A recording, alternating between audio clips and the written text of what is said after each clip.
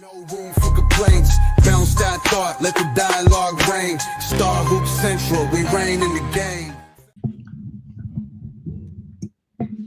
What's going on? What's going on, everybody? We are back with episode 2 on Stars Hoop Central. We'll be debating on if Paige can lead UConn to the national championship, and be talking a little bit more about March Madness. Before we get into everything, check on my panel, see how they're doing. Showtime, how you doing? I'm on 300. Okay. How you doing, AC? Man, I'm finna kick that door down. I got a lot to say today. A lot. I'm kicking the door down. So if everybody get offended, hey, go cry to your mama. Go cry to your mama. All right. How you feeling, B? I'm with HD. We about to stir the pot up a little bit. Okay. And Prince, how you doing? Man, you already know, one of them ones. Appreciate everybody for pulling up, man. It's about to be an amazing episode. We're about to have some kick doors.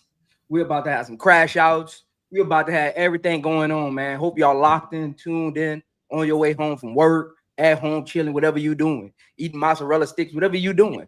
We about to turn it up, though, man. Look, it's March Madness, baby. It's March Madness, baby. Let's go. Facts. So with that being said, obviously, the past few days has been a lot of March Madness games. Upsets, maybe people you thought would advance, maybe a couple teams that you didn't think would.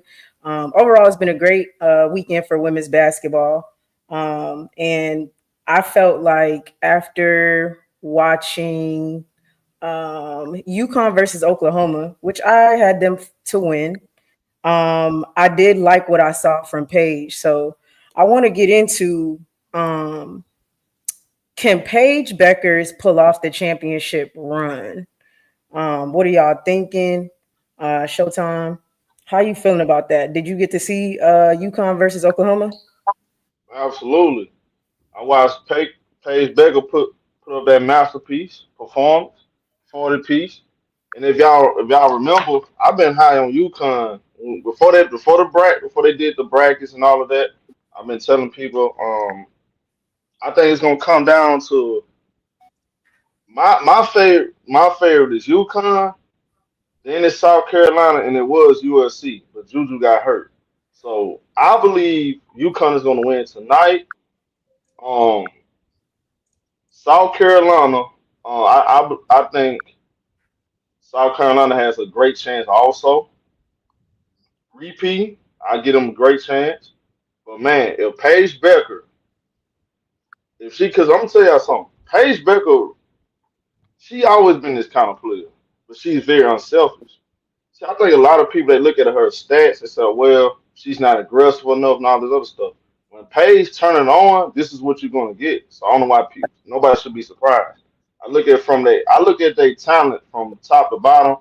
On all of these teams, I think they probably the most, in my opinion, I think they're the best and the most balanced team. From Sarah Strong, big, and you got point guard, they backcourt. Ozzy Fuzz and Paige Bueckers with Sarah Strong and the crew. No, I like their chance to win the championship. I think this is Paige Bueckers. Yeah, I said it from the jump. I can this will be a great way for her to end her collegiate career, going into the WNBA draft #1 pick next month. So I'm picking them to beat USC, and I got them in the Natty. We'll see how it go. First, now I ain't gonna skip over the Final Four. I'm just answer the question. As of right now, I got them beating USC, and whoever if I'm not mistaken, they played the winner out of Texas. Okay, yeah. Well, UCLA and South Carolina. Don't they? Hold on. No. Because you got UConn plays. TCU. UConn plays UCLA after USC. Right. Okay. So that'll be the rematch. They're on two different sides of the bracket. Okay. So South Carolina will play UConn. Or am I tripping? No, you're You know, right. this is the UConn, final. UConn play UCLA if they win tonight. Okay, I was like, I'm, Final Four. Yeah. Yeah, I thought Yeah. I wasn't okay, I know I wasn't tripping at first. Yeah, yeah. Okay. They're on. Yeah, they're at the bottom of the Yeah, bracket. so UCLA is just at the like I top. thought. Yeah. Yeah, so that means you kind of play the winner out of Texas and TCU, right? Correct? no, UCLA, right? Am I done? UCLA. Yeah. No. UConn play the TCU and winner Texas is on the between other side of the UCLA. bracket. They South Carolina plays that winner. TCU Yeah. and Right. Texas game. That's South Carolina game. Right. UCLA and UConn and USC is on the same side. They just in different regions. Mhm. Yeah. Okay, so who? Okay, Yeah. so again, I ain't got the bracket right now. So again, whoever, it don't really matter. I got UConn. I'm taking UConn. I'm standing on it. I got them winning the whole thing. It don't even matter to me.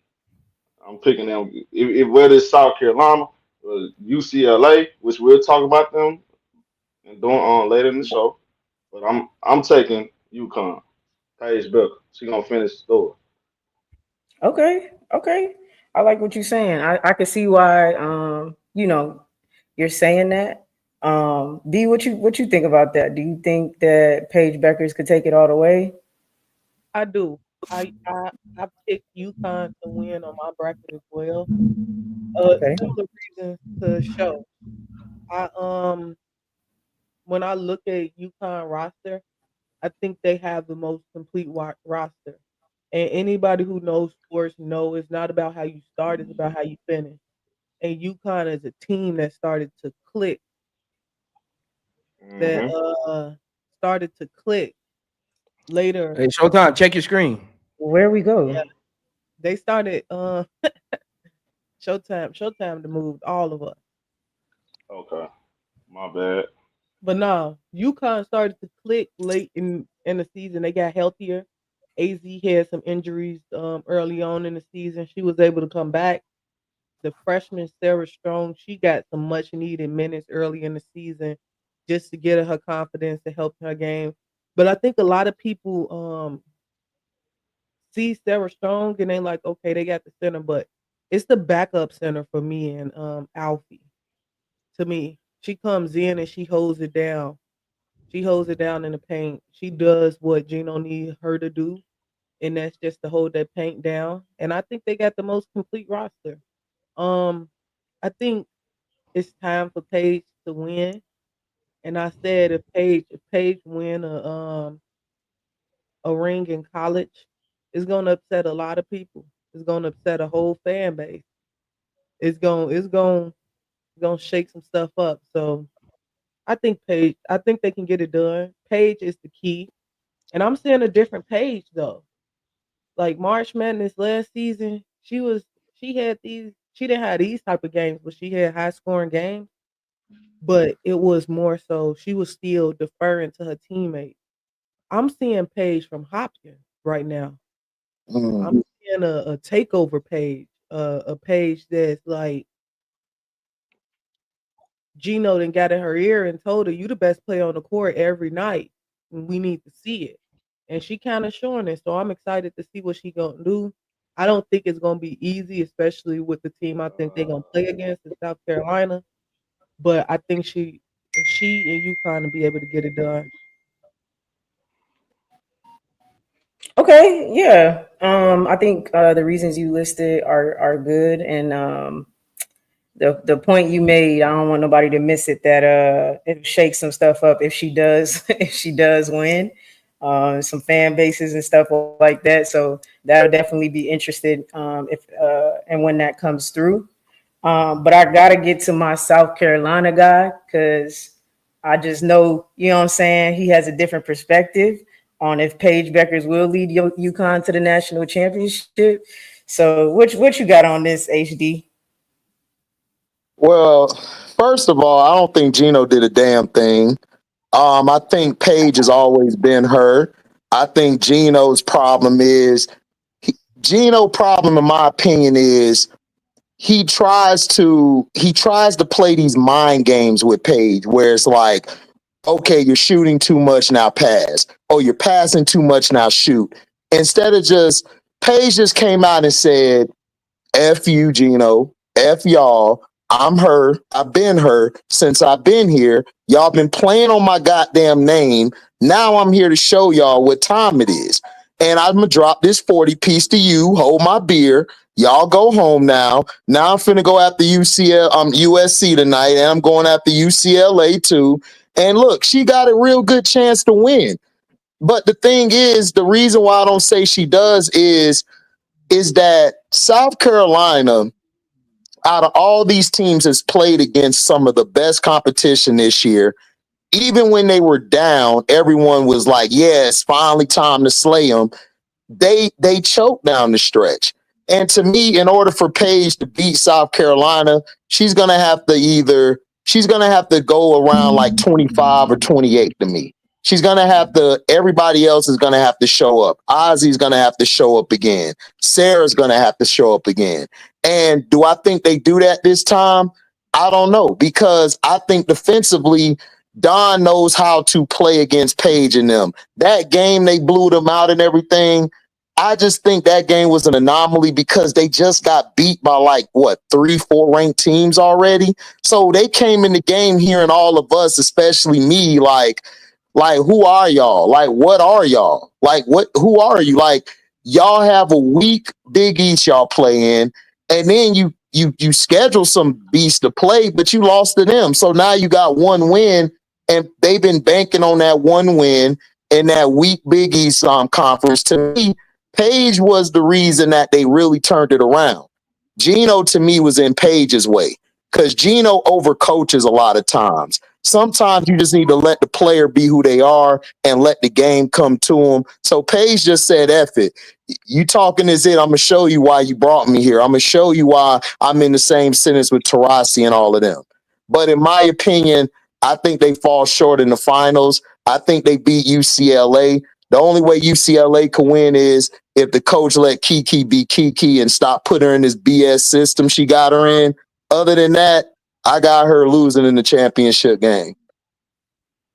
Got you. Okay, great points. Great points.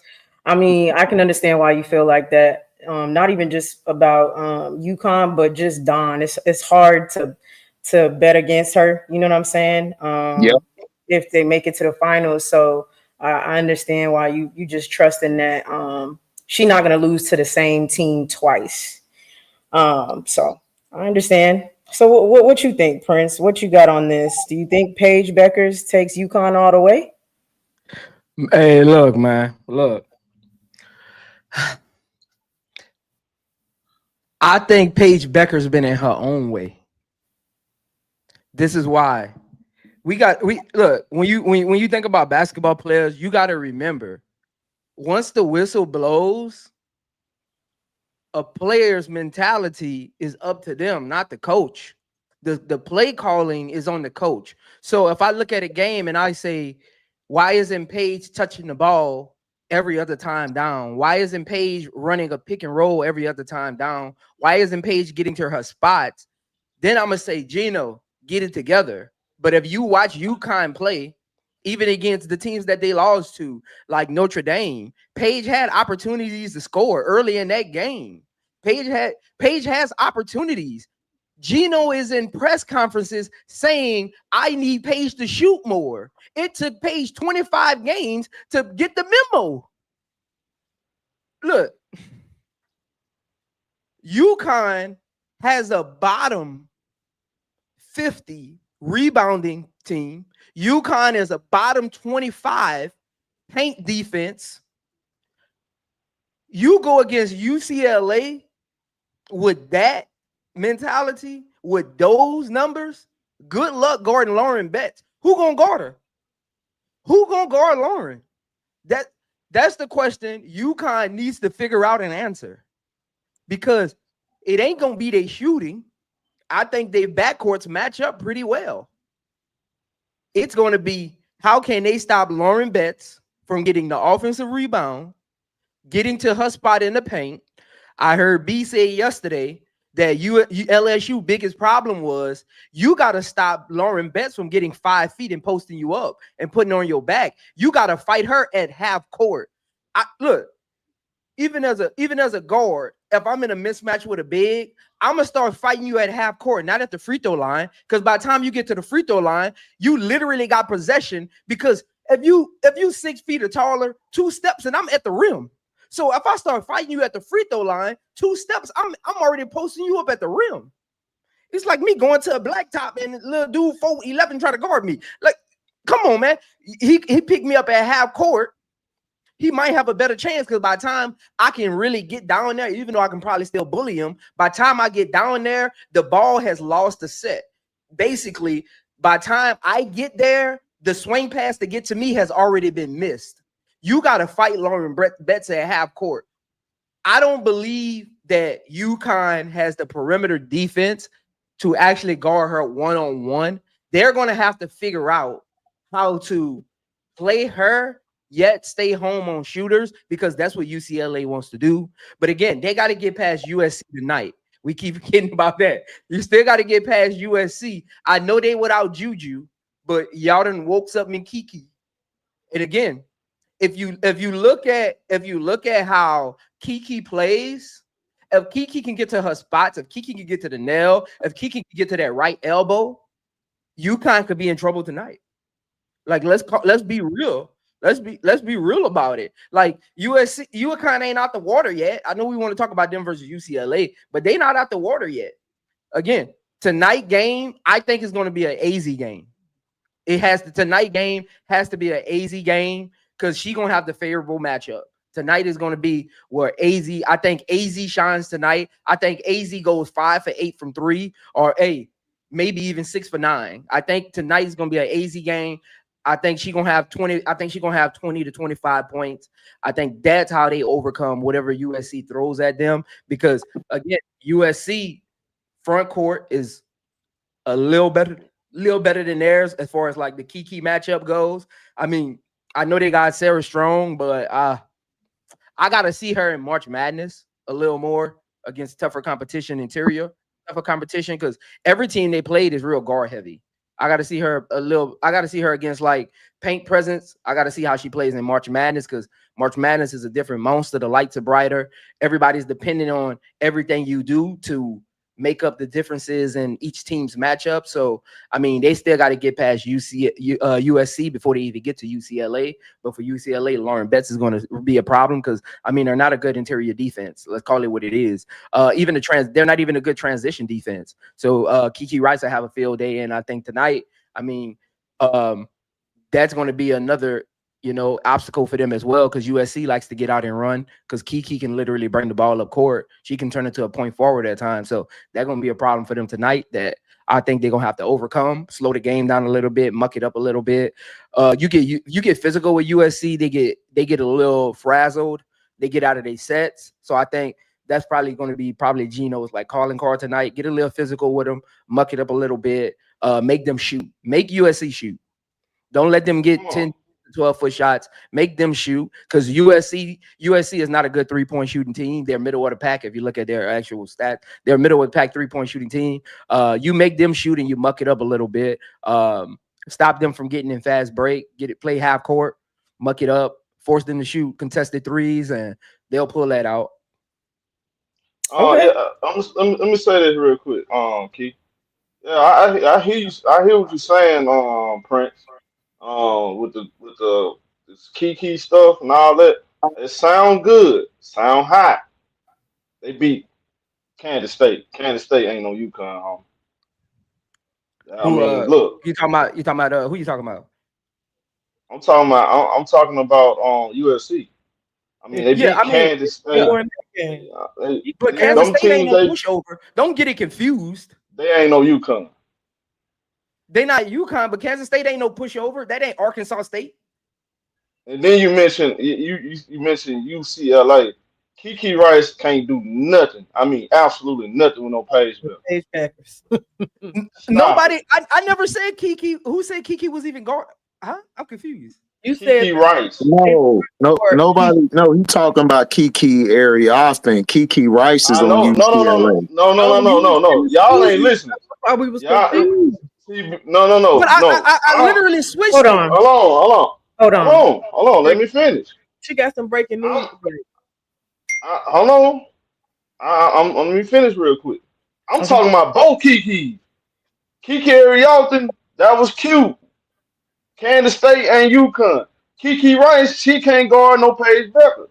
That's my point. Nobody said Kiki Rice could guard Paige Bueckers. When did you hear us say that? I I know literally I didn't switched the even say. teams. I I'm literally saying said, No. before I even he brought said Kiki's name up, he, I he literally said said, don't forget they got to get past USC. I know that, but And he y'all said don't even want if they something do up get Kiki without JuJu there. yeah, I know that. But I'm Okay, let saying me even if they let get me past speak. that, Let if me they get speak. past that and they play Hold on, UCLA, Showtime. I'm go gonna ahead. explain it. Showtime is talking about when you said Kiki Rice is gonna have a field day. Yeah. That's what he's talking about. You I said said that that? when yes, when it comes to UCLA. Yeah. Yes, you said Kiki Rice is gonna Yeah. have a field day. I think you were saying it though because you were mentioning the transition defense for UConn. And so you were saying she's gonna have a field day with that. I'm assuming you thinking she's gonna get downhill or whatever the case may be. So No, but I that's never what said Kiki. I never even mentioned Kiki Rice. When you I was talking about UCLA, the whole time I was talking about Lauren Betts. No, but you mentioned Noah Bet. You were talking about that. Oh, okay. I heard Kiki Rice. I know I'm not tripping, I but heard it go and ahead. B heard it too. So I Go don't ahead. know. Go ahead. Go ahead. Go ahead. Go ahead. Well, like I said, as Hey, far as hey, clip this. Hey, y'all out there, clip this. Yeah, they heard that yeah, already. yeah. I want you to clip this. I want y'all to clip this. This is Paige Becker year, HD. Don't act like she ain't come to Carolina and they ain't put hands and feet on That was Carolina one at their game. crib. One game. Okay, that's One cool. game. And It then can happen tonight, again. let's see. And It happen again. tonight, let's see what Kennedy Smith do with him, because Kennedy Smith Oh, give I him like Kenny Smith. problems. I like Kenny Smith. She But give guess all what? them guards problems. And when they allowed her to actually play her game, she gives the other team problems. So I it's like not gonna be. They're gonna win tonight, but it ain't gonna be no easy win. I'm just letting you know now. I It's like not gonna be I, easy.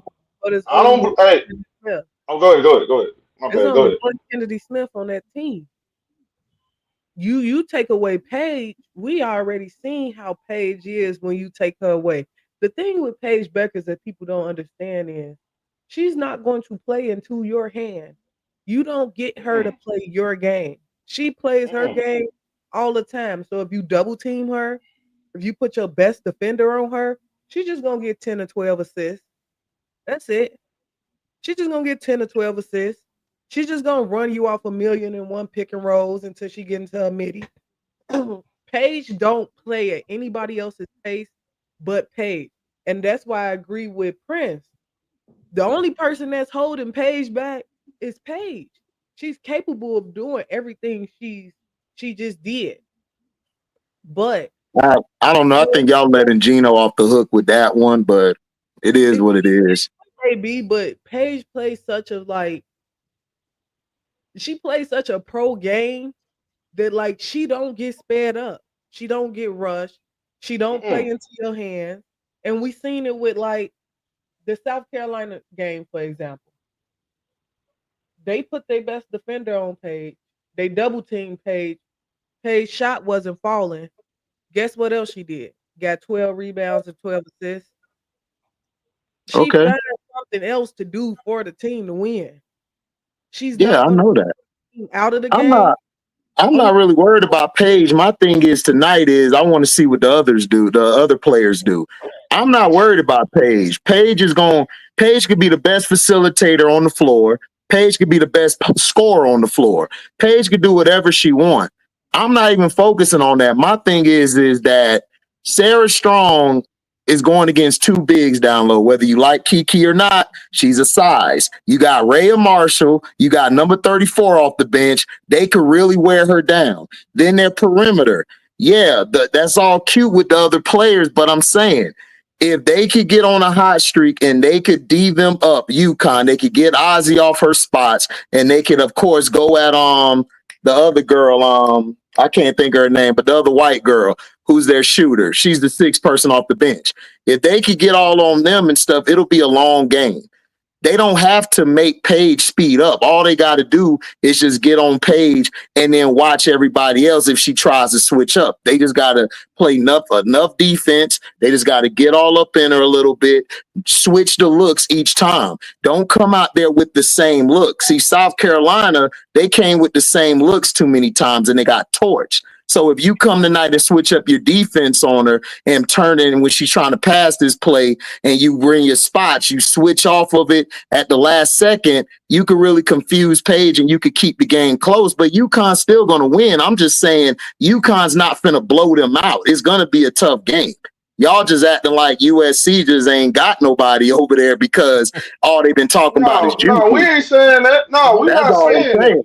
So I didn't say UConn was finna lose. I'm just saying that it's not finna be a skippity doodah in the park tonight. I'm just saying it's not. HD. I'm not saying that, HD. I'm saying is this. You gotta look. Okay, look at the.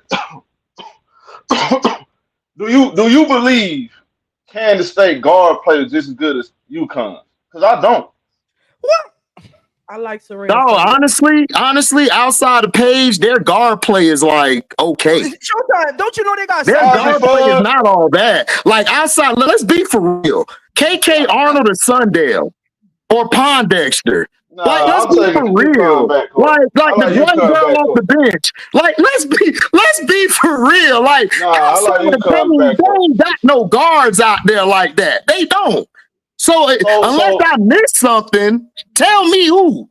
So Kansas State is any guard on their team better than Ozzie Fuzz? Ozzie Fuzz not a guard, she's a wing. She's not a guard.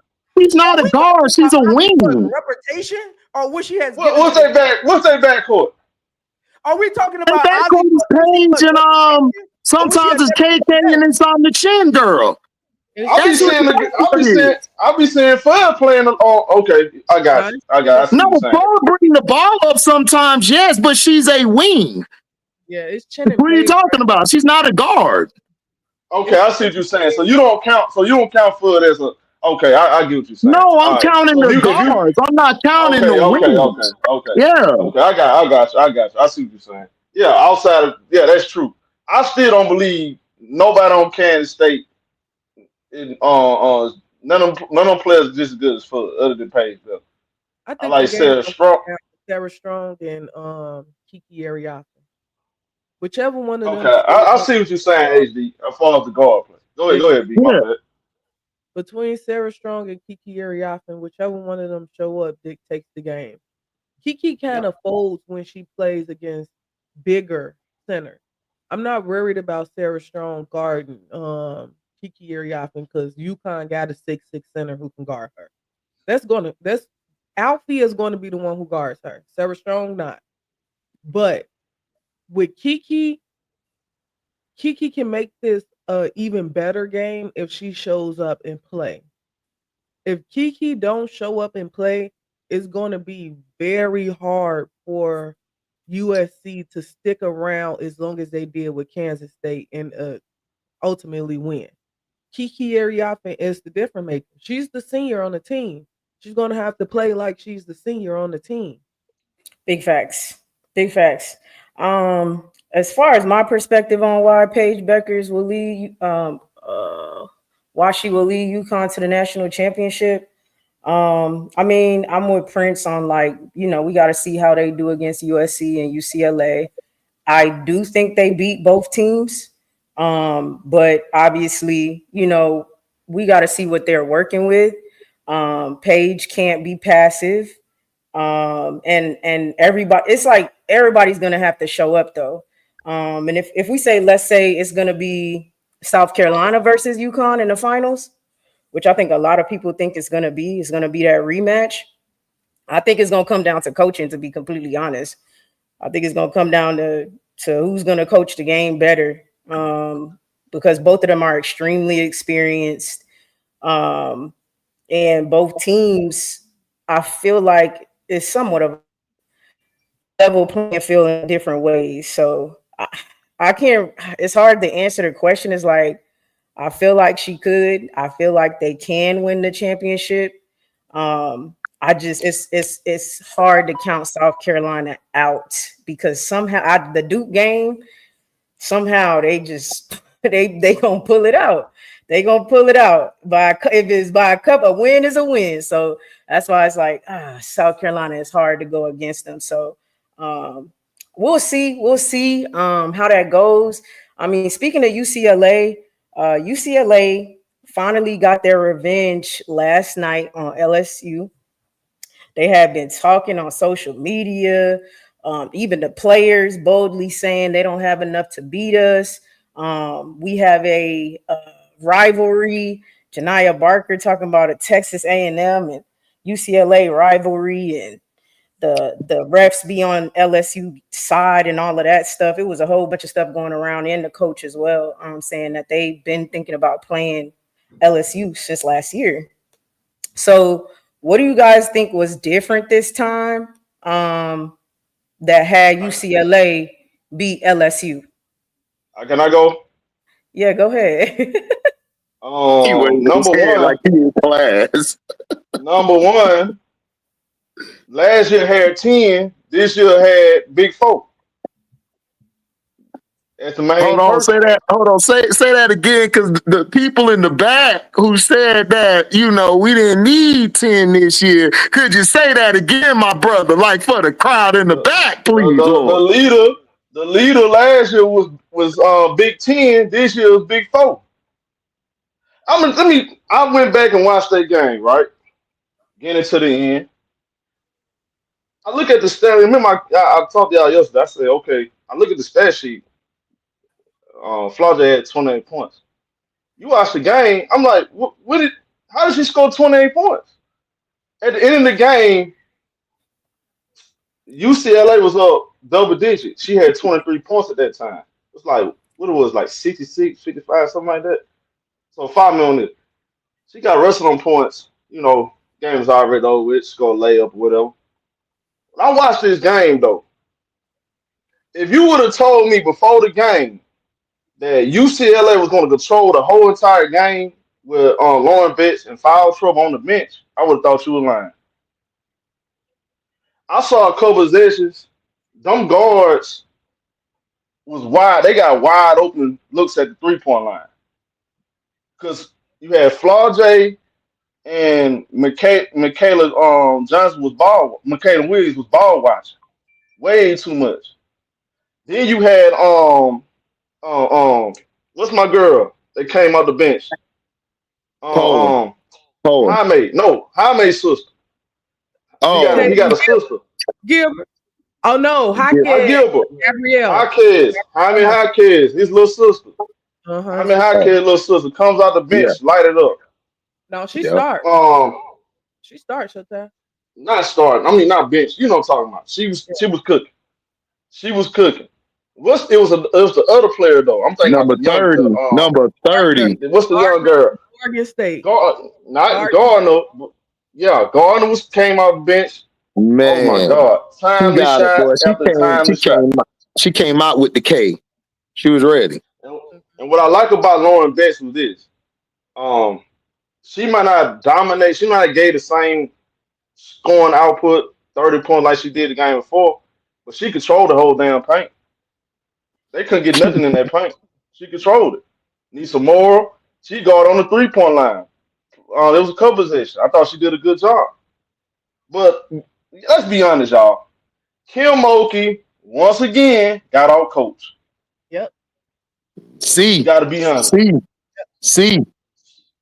She got out coached. Yep. It's the same stuff. Just like last year. I saw no adjustments being made. This team, they was bound to come up short. I kept looking at this. I said, look, this don't even look like a team. It's just a bunch of talented players put together. My turn, your turn. There's no real system. That's what I ain't like about the team. When I watch South Carolina, I see players sacrificing, hey, whoever night this is, it's your night. Go ahead. This team, everybody just my turn, your turn. The announcer said, oh, you can't let KG get the she shouldn't be shooting the ball. It need to be Michaela, it need to be Flau'jae, and it need to be Nisa Moore. Man, they weren't doing that either. They was trailing the whole. They trailed the game the whole entire time. I didn't see nobody galvanizing the troops. I ain't see no. It's just this team like leadership. I didn't see.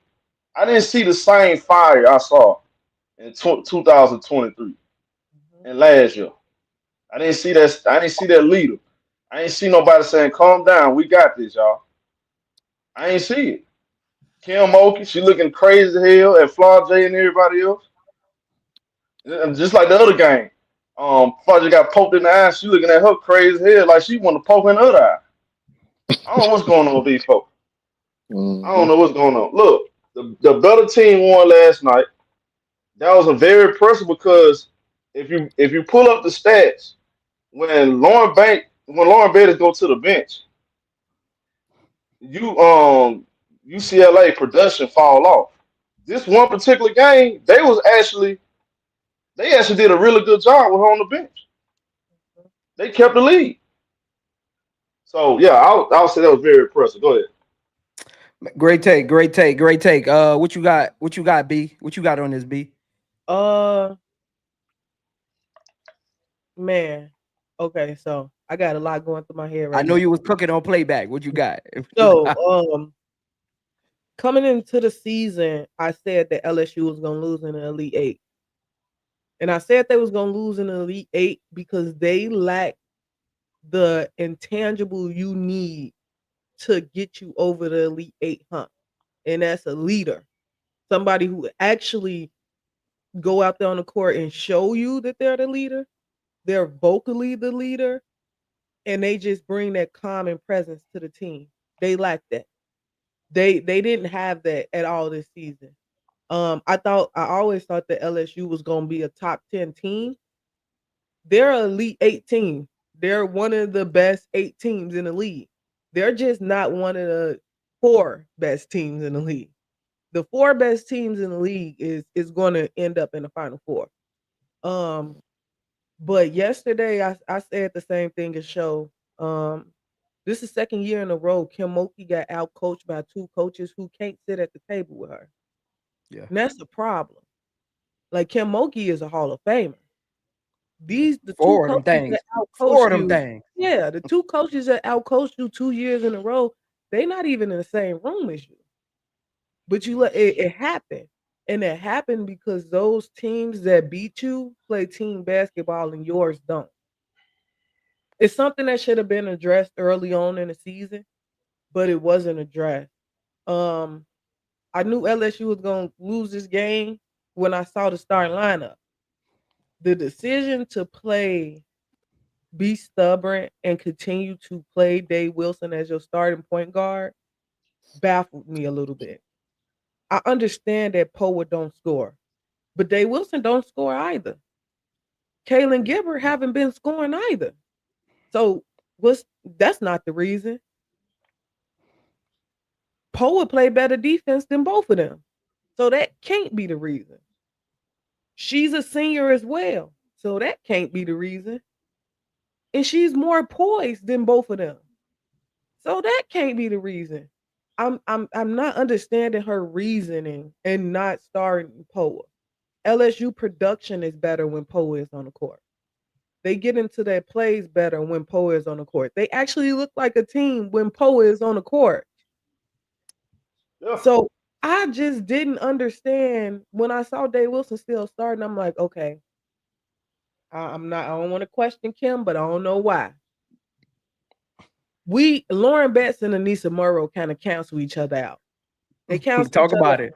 Talk about it. each other out. They gonna give you Lauren Betts gonna get the blocks, but Anissa gonna get the rebounds. The points gonna match.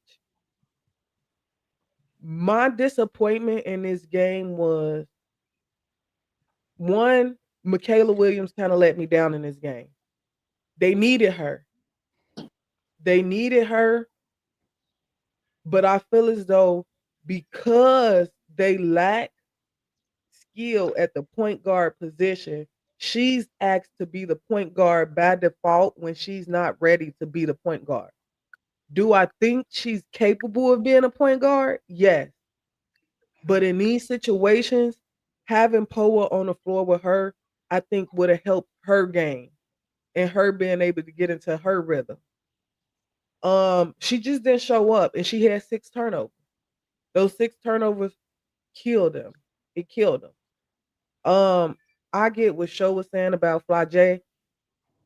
I think Flagey waited too late to take over in the game. They needed her to take over in the second quarter when Lauren Betts went to the bench.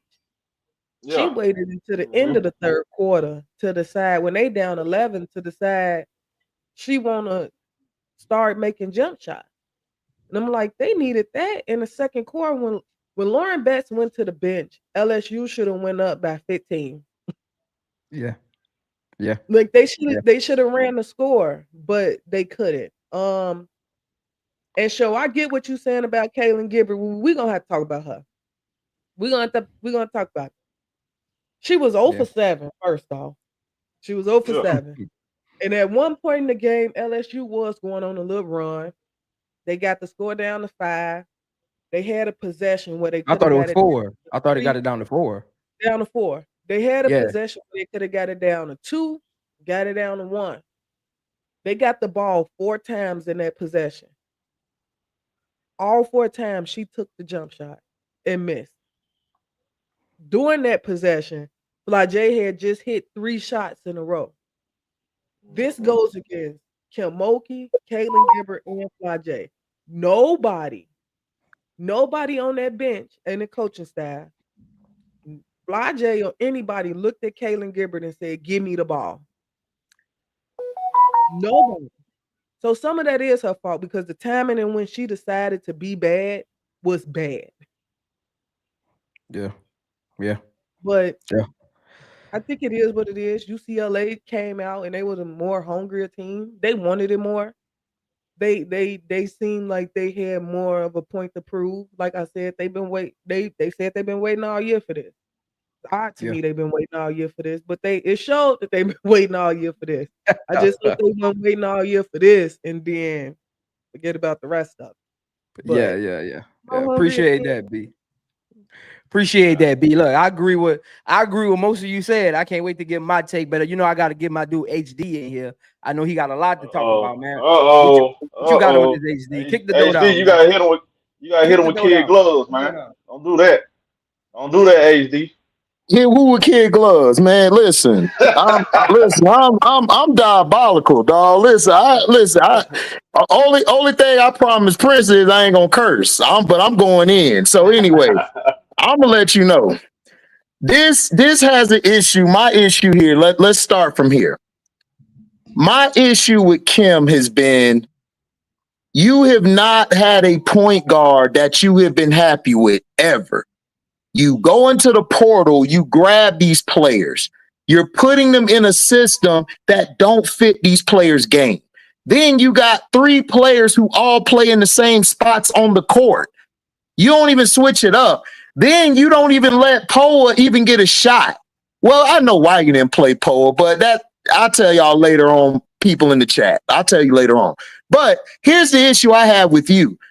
You brought Shepard out there for like a couple minutes and Rashard out there. You didn't even play Rashard. And Rashard and Shepard have been giving you some good minutes this year. Solid minutes off the bench together. If you're going to throw Gilbert out there, at least throw them 2 out there so you can have something different. All you do on the sideline is wear these ugly clothes, and then you're doing all these, I'm entertaining. It's me, I'm Kim, and you're not coaching. Like, what are you? Are you here to be a coach anymore? Or are you just resting on your laurels? Because if you're resting on your laurels, give somebody on the bench or somebody who actually wants to coach, who actually want to get a chance to coach. Because I don't see it. You had ample enough times to sit Big Foe down the last game. Not saying I said bench her for the rest of the second half, but you could have sat her down for a couple minutes and just let her just get her head together and go with somebody else. Michaela was struggling. You could have did the same this game. You know what you did? No. I'm going to put Samaya, who ain't got enough body or bottom to play against Betts in the post, which was the dumbest thing I ever seen in my life. You got a one-on-one. ADR was out there, got smacked in the face, did a better job than anybody on Betts for a little bit, got 2 fouls on her. You don't even go back to her for the rest of the game. And then you put Wolfenbarger out there. It's like I don't see any continuity. We could talk about what was missing. Yeah, 10 wasn't there. It's a new year. You told us that this team you had, you were going to have a better team this year. You were going to have a better squad put together. And to me, I'm not blaming the squad. I'm blaming Kim Mulkey. All of this is on Kim Mulkey. I'm not blaming the players because last year, y'all remember when Angel got hurt, right? She got hurt. You left Haley Van Lith on Caitlin and made Caitlin look like the best player ever in college. And you ain't make no adjustment. Then you come into this year, you didn't make no adjustment. You didn't make no type of adjustments. You didn't even try to go find a point guard because you've been crying about a point guard, but you don't go find one. Like B said, you had Poa running the point. You don't even give Poa that much of a shot. And Poa plays the best defense on the perimeter than anybody damn near. And she gets the ball to when you need to get it to. Then you also are over here crying to the damn sideline like, oh, man, what we got? What we got over here? And what we got? And you just yelling. You're not doing anything productive. You're not. You need to get rid of everybody on the roster, and you need to have a whole makeup change. Just get rid of everybody. Tell everybody, thank you for coming. You hit the portal, you hit the portal, you hit the portal, and just redo the whole team.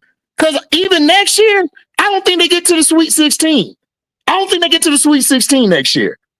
I don't even think they get there. Like, what has Kim showed you the past?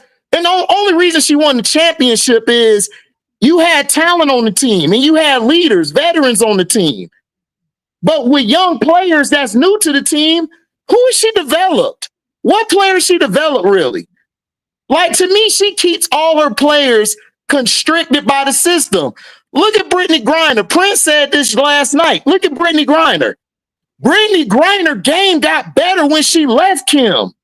It got a lot better. Dejanay left Kim.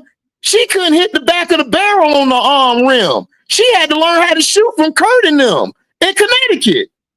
Angel, we got to see Angel point forward skills more and unrivaled and in the league. So I don't want to get too long-winded, but I'm just gonna say this.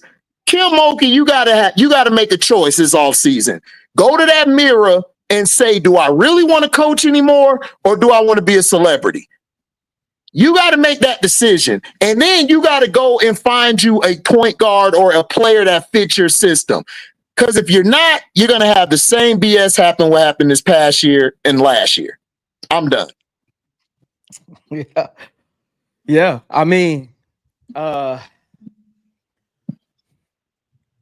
know we love Angel Reese. I know we love what she brought to LSU, but they didn't even have an Angel Reese problem. Angel Reese could have played and they would have still lost that game. Because Angel Reese can't play perimeter defense for all of them. Because Lauren Best was just posted up and kicking it back out. And in the first half, Lauren Best didn't even do nothing. So Angel Reese being there wouldn't have affected the first half of the game. Like Lauren Best didn't even do that in the first half. They needed the coach that was sitting on the bench. They needed Simone Augustus to put her uniform back on and get back on the court. If you really watch that game, they couldn't make shots. And it's they never really established. I don't know who said this. It was either HD or B. They never really established who the true ball handler on this team was. Wow. You come down court and nobody understands who the point guard is. I watched go back and watch LSU's first 6 possessions. They come down court and nobody understands who the facilitator is because Michaela comes down, comes off a screen, throws up a shot. Flor J misses a layup. They come down. Anissa Morrow shoots an air ball. You don't know who the facilitator on the team is. I've always said this. LSU's biggest problem is they don't know how to move the ball properly, and their sets aren't capable of winning games. Michaela and Powell should have been point guard by committee, and it should have started in the first game. I'm going to be honest. Powell should have been starting. Powell should have been in their starting lineup, because if you look across their team, Powell, in my opinion, is their best shooter. She's their best knockdown shooter. You run point guard by committee, get Flau'jae off the doggone ball. Why is she bringing the ball up court anyway? When Flau'jae brings the ball up court, it's just deer in headlights. She's just looking to get downhill. It's just, you don't even run plays when she got the ball in her hands. It's just get out the way and let Flau'jae go one-on-one. That don't work in March Madness. You're not going to get nowhere with that offense. Flau'jae needs to learn how to play in a system. When Flau'jae wants to get into her bag, she has to understand how to play basketball to get in her bag. You get into your bag when your team has momentum, not when they're trying to gain momentum. When you're trying to gain momentum, you need a point guard. Anissa is your go-to, but she can't be your go-to when you're trying to gain momentum. You need somebody to slow the game down, get people in the right spots. Look at South Carolina. Chloe Kitts, Bree Hall, and even Edwards, if you want to throw her in there, right? They're their biggest scorers, they're paint scorers. But when they need to slow the game down, Raven Johnson is probably the weakest offensive player in their starting lineup. But what does Dawn Staley do? Kitts, I know you can score. Bree Hall, I know you can score. Pop, I know you can score. Raven, get them set up. That's two different offenses. Kim, problem is she hasn't adjusted to the new way you play basketball, trying to go big while they coming down court shooting threes. You look at Gardner and who was it? Gardner and Jaquez. They were literally shooting 80% from the three-point line. Who are you going to beat? Who are you going to beat? One went like 4 for 8 and the other went like 5 for 8. Who you going to beat when they're just coming down court, throwing it to Betts, and Betts is just kicking it back out to the shooters? Y'all don't play no defense. And on the other end, y'all coming down playing ISO basketball. That doesn't work. Y'all need a point guard. Anissa Morrow could have had 50 and they would have still lost because they would have never had the momentum. You can't win without momentum. Look, people get on my nerves when they say score points. That don't win you games. I done seen people lose a game scoring 110 points. You can't trade baskets and you can't play from behind. The whole game they was playing from behind and they never gained momentum. Who you gonna beat doing that? That's why I said you could have had Angel Reese out there playing hyper competitive defense that wouldn't have changed the outcome of that game because the Anissa was not the problem. Rebounding was not the problem. They won the boards. Turnovers was not the problem. It was 15 apiece. It was they couldn't make shots and they couldn't take the momentum. That is point guard. That is guard play. What her name is, Gilbert. She should have stayed at Arizona.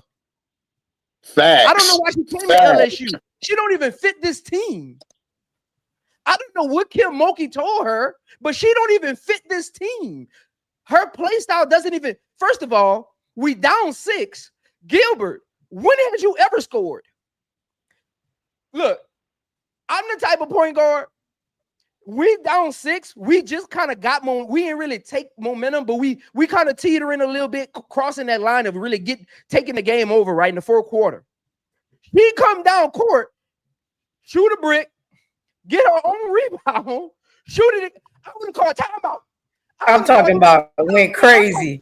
And I'm going to the bench and asking her who the hell you think you is. Exactly. Who you think you is? I'm calling timeout. That was crazy. Hey, Prince. Said, don't be ask her who the hell she thinks she is. Prince, she wouldn't have got back in. This is March Madness. This is win or go home. This ain't some regular season game against Toledo. Kim Mulkey, either she got two options.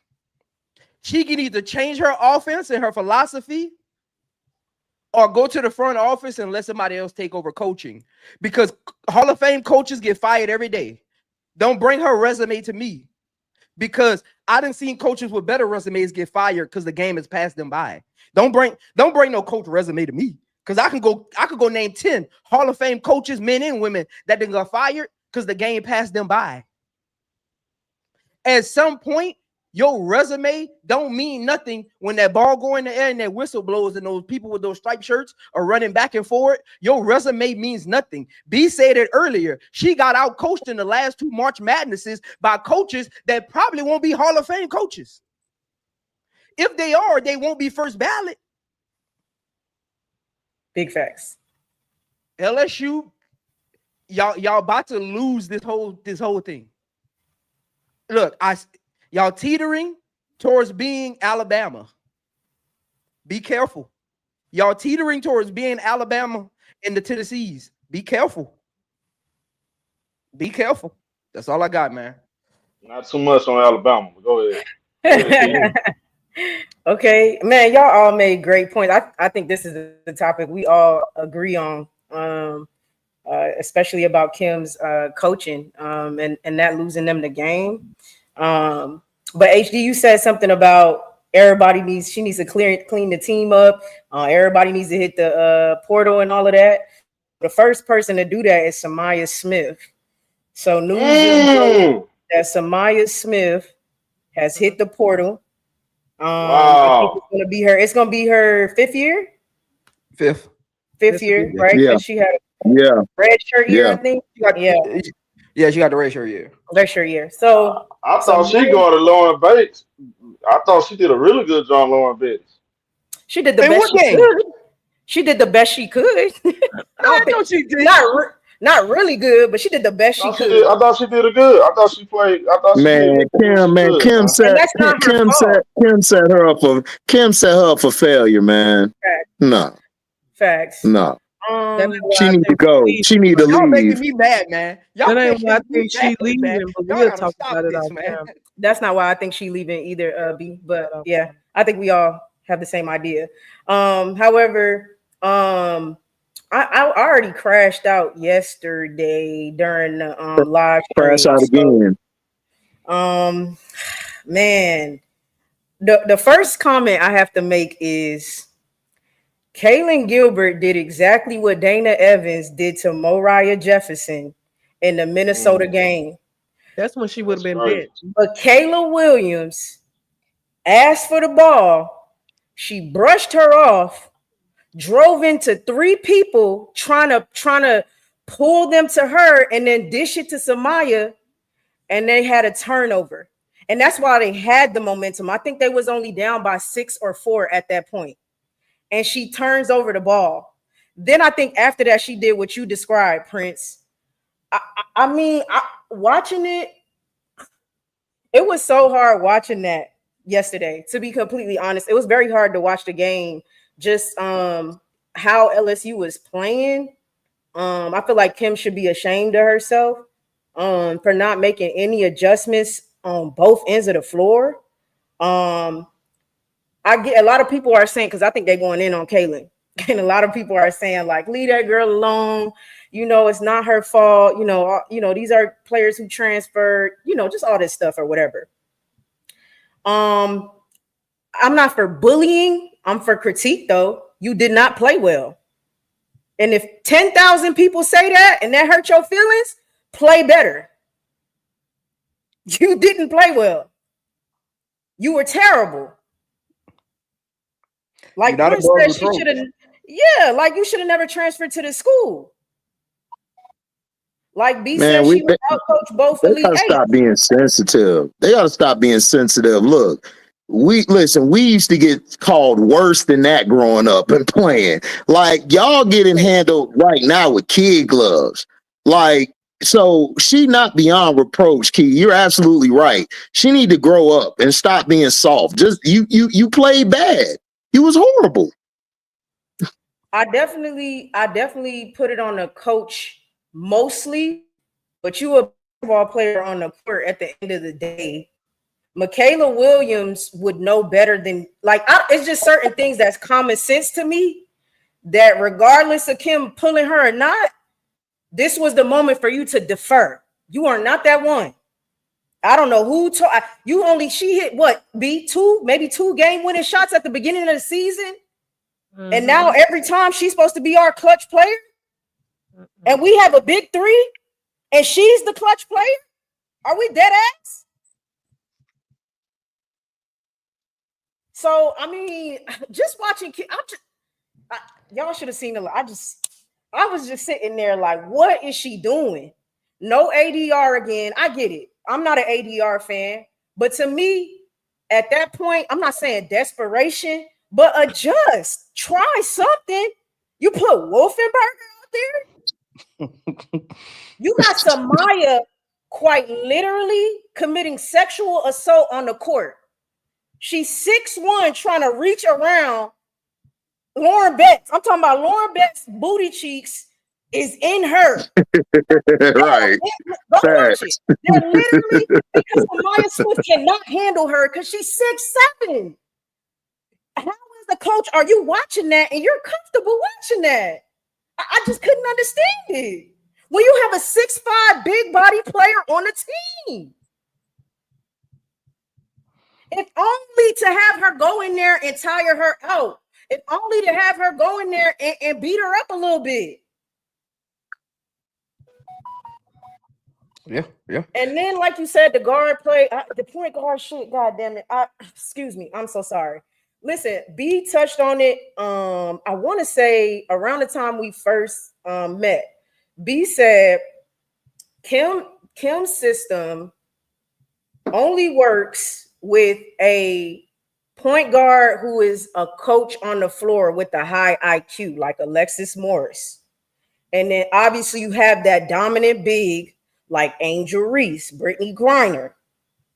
So obviously Day Wilson was not an Alexis Morris. Caitlin Gilbert is not an Alexis Morris. And it's like she was just trying to force it. Jada Richard, looks like she can be. I don't like comparing people, but I'm talking about the combo guard that it seems like Kim is looking for. Jada Richard has looked like that a couple games. We didn't get to see her play enough for me to really stamp that, but I seen her hit a couple shots, do some good reads. Michaela Williams. I mean, I think Michaela Williams is the best player on the team, the best passer on the team, the best scorer on the team, to be completely honest.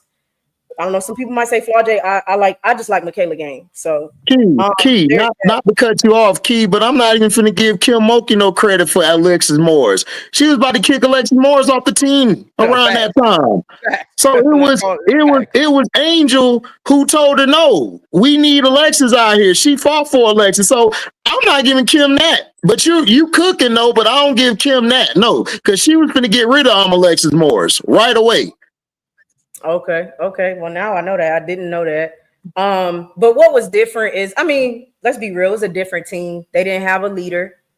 They didn't have any point guard play, and they don't have a dominant big. It's almost like they don't have a team. At that point, you don't got a headstrong leader on the floor to slow the game down, to talk people up, to be a great teammate. I don't even think I've seen them communicating for real.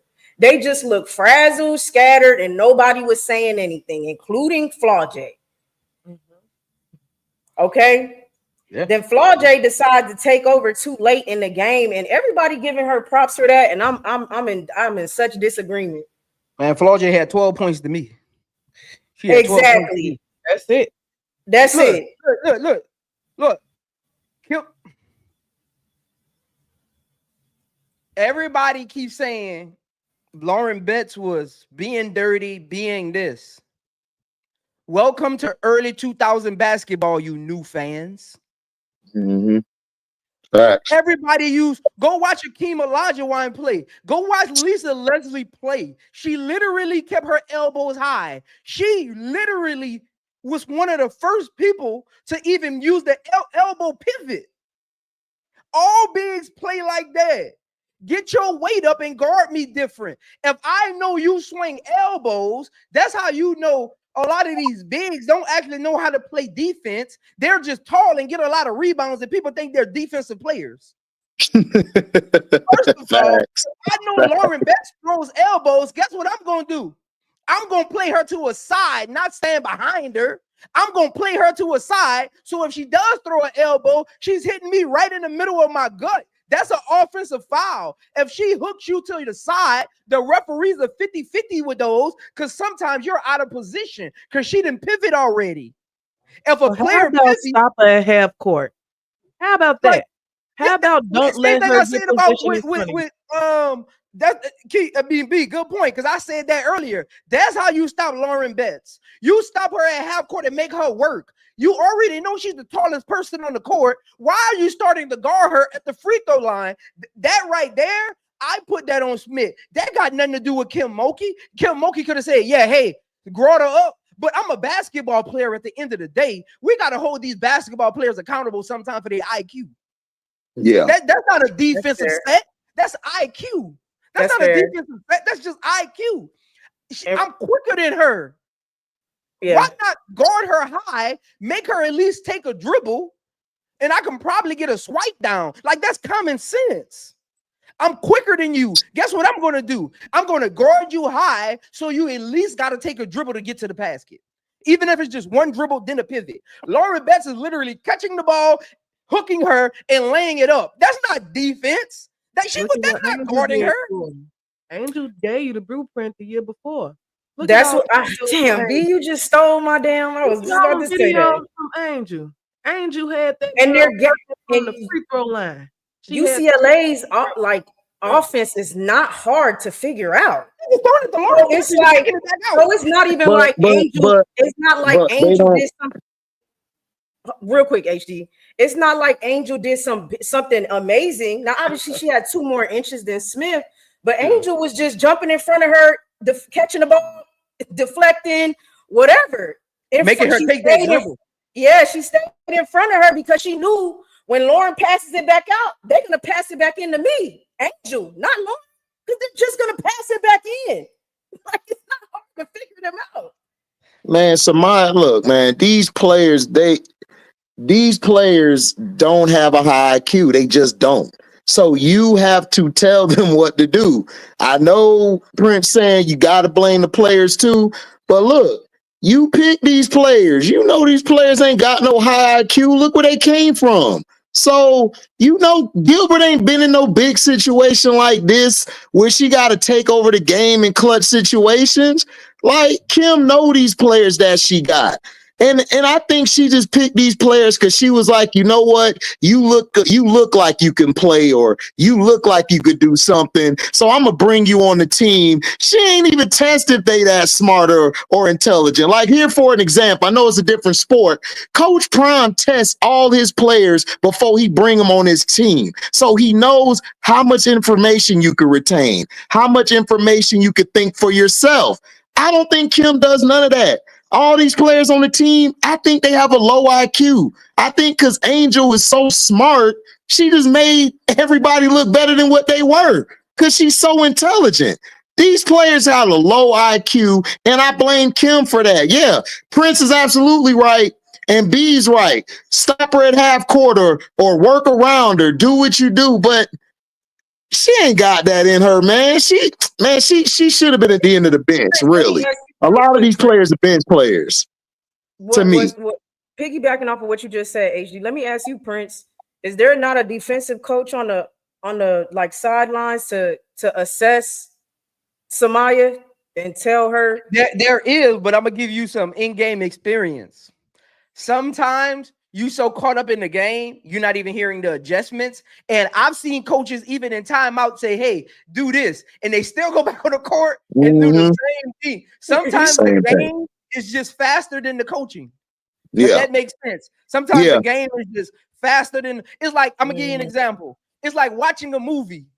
Me and B go to the movies right now. B could have had seen that movie 3 times and told me, "Hey, watch when he get out the car, watch that dog that's walking by." And when that part comes up, I done missed it. Even though B literally told me when he get out the car, I done missed it because I'm so paying so much attention. I'm caught up in the movie, not the details. And again, it just don't. It just happens, Key. It just happens. And It that's just why happens. you need that leader on the floor who they heard in a huddle. The coach told you to front. You didn't do it and go over until you and tap you and say front of the next time. No, don't say front of. That's what I'm gonna do, B. I'm grabbing your ass and you coming right here. Right here. What I'm doing. Like Facts. LSU, Facts. Look, I hate to say it, but hey, Key know why I'm rooting for LSU. Wherever Michaela Williams go, I go. look, I love Michaela Williams' game. I'm ready for it to be Michaela Williams' team. I'm ready for it to be her. Selfishly, I don't think Flaw J's ready for the W, but selfishly, I'm cool with if she does it because now it could be Michaela's team. Yeah. I know we got to get to the other topic, but I won't ask B a question. B, I've been thinking about this all day. Do you think we gave LSU too much credit because of what they used to be? And now we judging them. It's like the Patriots, HD.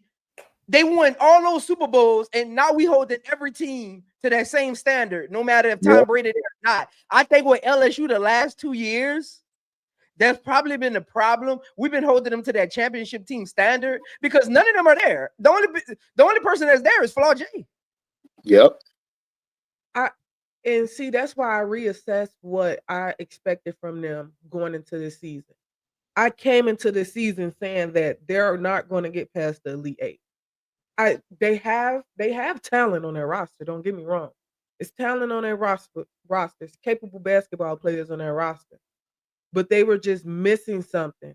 And I didn't want to continue to put them against the 2023 team because the 2023 team had everything you wanted in a team. They had dogs, a point guard, a backup center. They had shooting. They had freshmen. They had super seniors. They had juniors. They had everything to make that team a great team.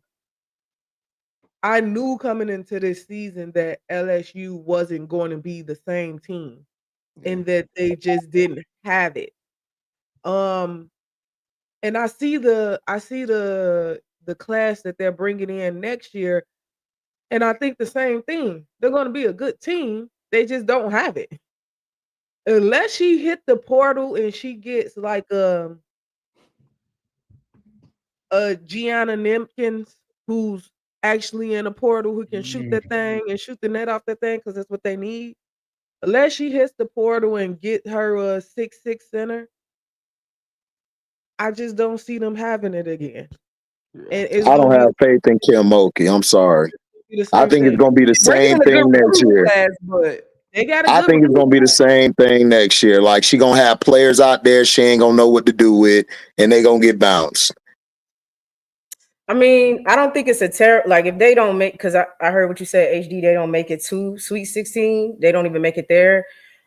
I don't know if that's a bad thing either, right? Like, championship teams break down, then you go through that rough period, and then you rebuild it, right? And so I don't think it's a bad thing that they get the rest of the championship team out of there, you feel me? And then they start from scratch. But like you said, HD, they're going to have to start from scratch. And also what Prince said, get with the times.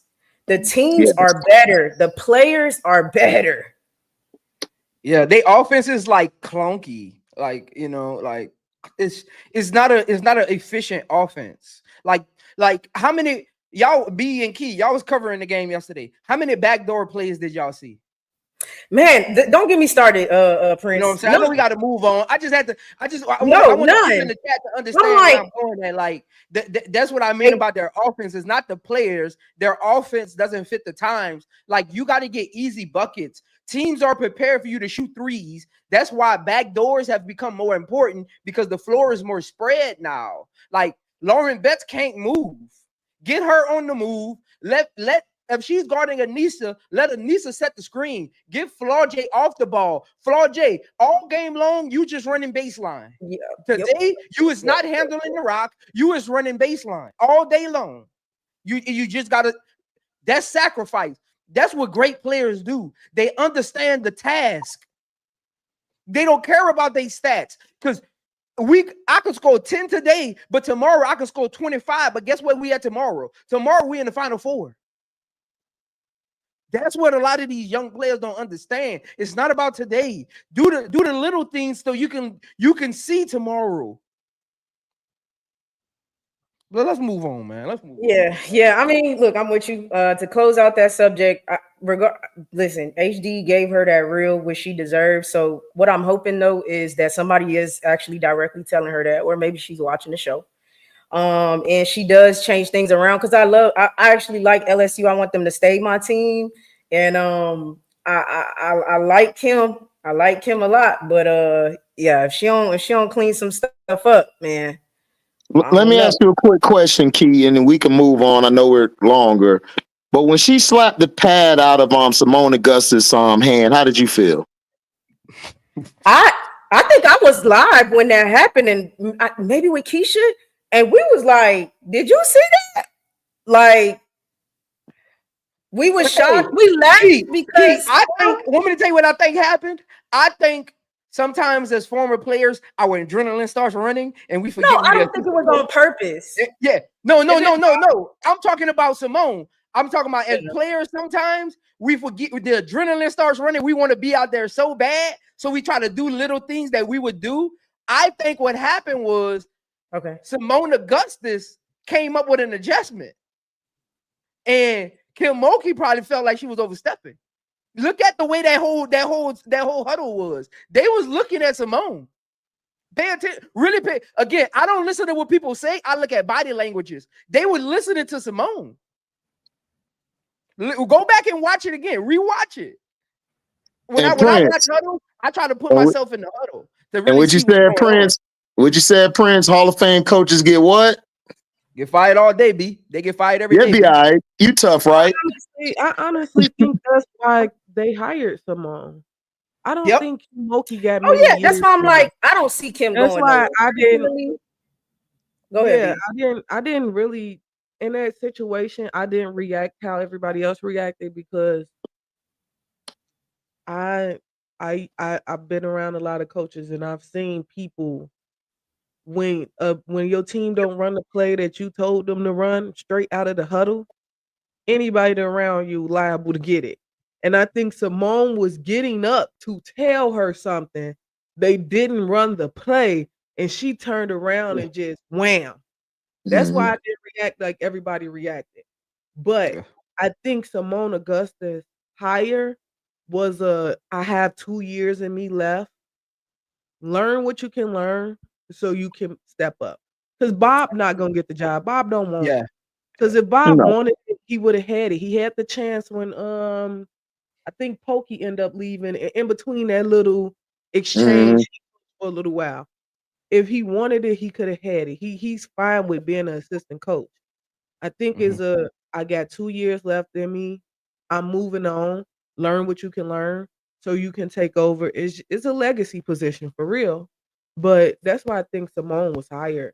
I didn't really think nothing of it. I have to go back and look at it again because I only seen it once and I was like, Yeah, I laughed. I was like, why'd she just do that? Because the reason, Key, I get what you're saying, but the reason I say that was because if you watch Simone Augustus' body language and her face after Kim Mulkey slapped the clipboard, it wasn't a Kim Mulkey. It wasn't a I know Kim Mulkey mad. Like if go back and really watch Simone Augustus, she was shocked. Yeah, I'm gonna have to watch it.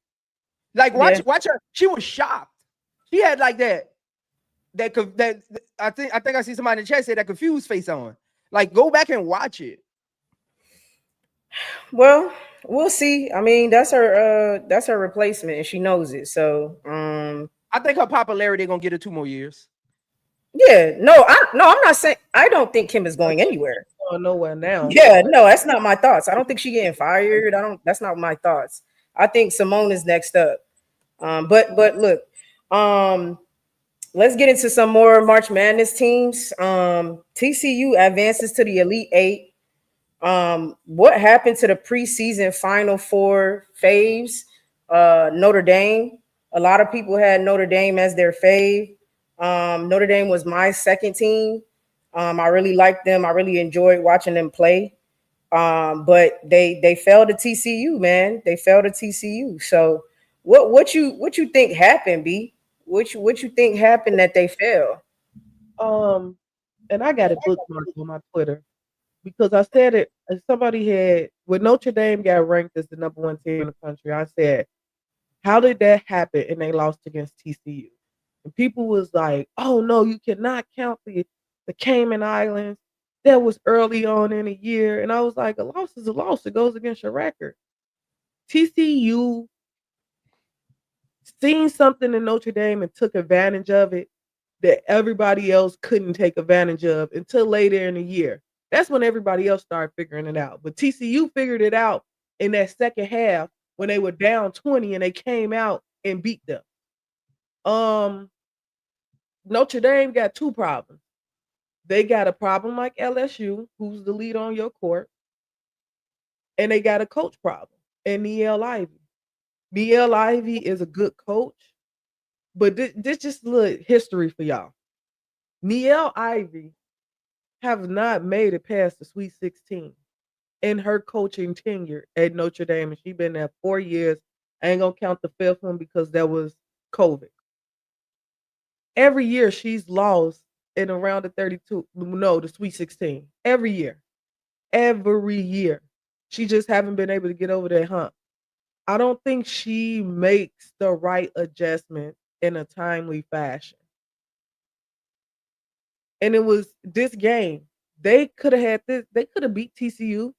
They had them, they didn't have the momentum, but they could have beat them. She just don't address the problems that they have on the court. If Olivia Miles is clearly the best point guard on the court, why don't you allow her to run the team? Hannah Hidalgo runs the team, but Olivia Miles handles the ball. Once Olivia Miles started realizing, like, okay, I'm handling the ball, but I'm not really running the team. Now you have a problem with Olivia not playing defense, Olivia not knocking down shots. Now you taking her out at the end of the game because her defense bad, stubbing her back in, taking her out. Now you got Sonia Citron, who's been your best player throughout each March Madness that you coach. Like, hold on, wait, coach, I'm still here. I'm here, but I'm stationed in the corner for catch and shoot. You're not even using my talent no more. It was just a lot with Notre Dame, and I watched them all season. I was just like, this team ain't got it either. LSU didn't have it, and Notre Dame ain't got it. And Notre Dame not gonna have it next year either. I don't think she get past Sweet 16 next year either. I like Hannah Hidalgo. I think she's a talent, but I think until you address her flaws, the team is going to continue to be stuck in sand. She gambles too much. She's not disciplined. She's a talent, but not a disciplined player. Nope. And when you and people, and I'm one of the persons who was like, Don, you got Molaja for Wiley on this bench. Why is she on the bench? Why is she on the bench? I couldn't understand it for the life of me. Now you see why. I understand it now. When you have a talent, because Hannah Hidalgo and Malaysia are talent, they can flat out score the ball. But they're not disciplined, it becomes a problem. And that was a problem for Notre Dame all season. And they just couldn't get past that problem. And it caused them to lose against in the Sweet 16. So that's my take on Notre Dame. I mean, look, when it comes to Notre Dame, I didn't have them winning it. I just liked watching them play basketball. That's what it was. I liked them playing basketball. I thought they were a great team. I thought they could beat TCU this time. and clearly they didn't have enough. I think it's enough blame to go around, but I do agree with you, B. I think that Niele and Hannah is giving Flaw J and Kim Mulkey. Y'all got these weird relationships with these players and allow them to do whatever they want to do, even if it's to the detriment of the team. I don't understand it. I can't fathom it. And you're watching them do it. Shooting empty baskets, getting down the court, doing like running into three people. I mean, it's just certain things that Hannah, like you said, is an amazing player. She's a talent. But like you said, she's not disciplined, right? She don't have the head. You could see a hot head. She can't keep it cool. She don't know how to do that. And she wanted to win the game in a basket. And it's like, it's 10 minutes left in the fourth. And you want to win it in this possession. She's constantly like that. Now, when Olivia's off the court, which is fine, whatever. She wanted to make that adjustment that Olivia has bad defense. I don't think that's anything new. So does Caitlin Clark. So she want to take her off the floor. Cool. But Hannah struggles. Hannah will dribble the hell out the ball. And then do something. She'll either go rogue or the play just don't go right. It just doesn't. She's not a good point guard. And that's who's handling the ball when Olivia's not on the court. They have won games with Olivia being bad defensively. So it's not enough for me to be like, yeah, her defense is bad. Mind you, that's a bad backcourt defensively, Hannah and Olivia. So, I mean, there's that. But I just don't. What happened in the season? I think LSU and I wanted them to meet in the championship for the plot because they're the same team, emotionally and physically. No bigs for real.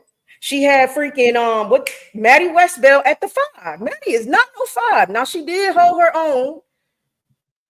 Donna was struggling with her, which is crazy.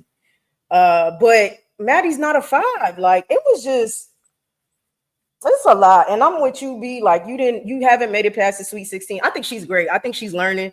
I don't think there's any reason to fire. None of that. That's not what I'm saying. I don't think she should get fired or anything like that. But I think there's something, when it started to like really, really break down, I was like, it's something going on. I said that with LSU and I said that with them. Like it's something going on. I don't know what it is. Something we can't see. It's emotional.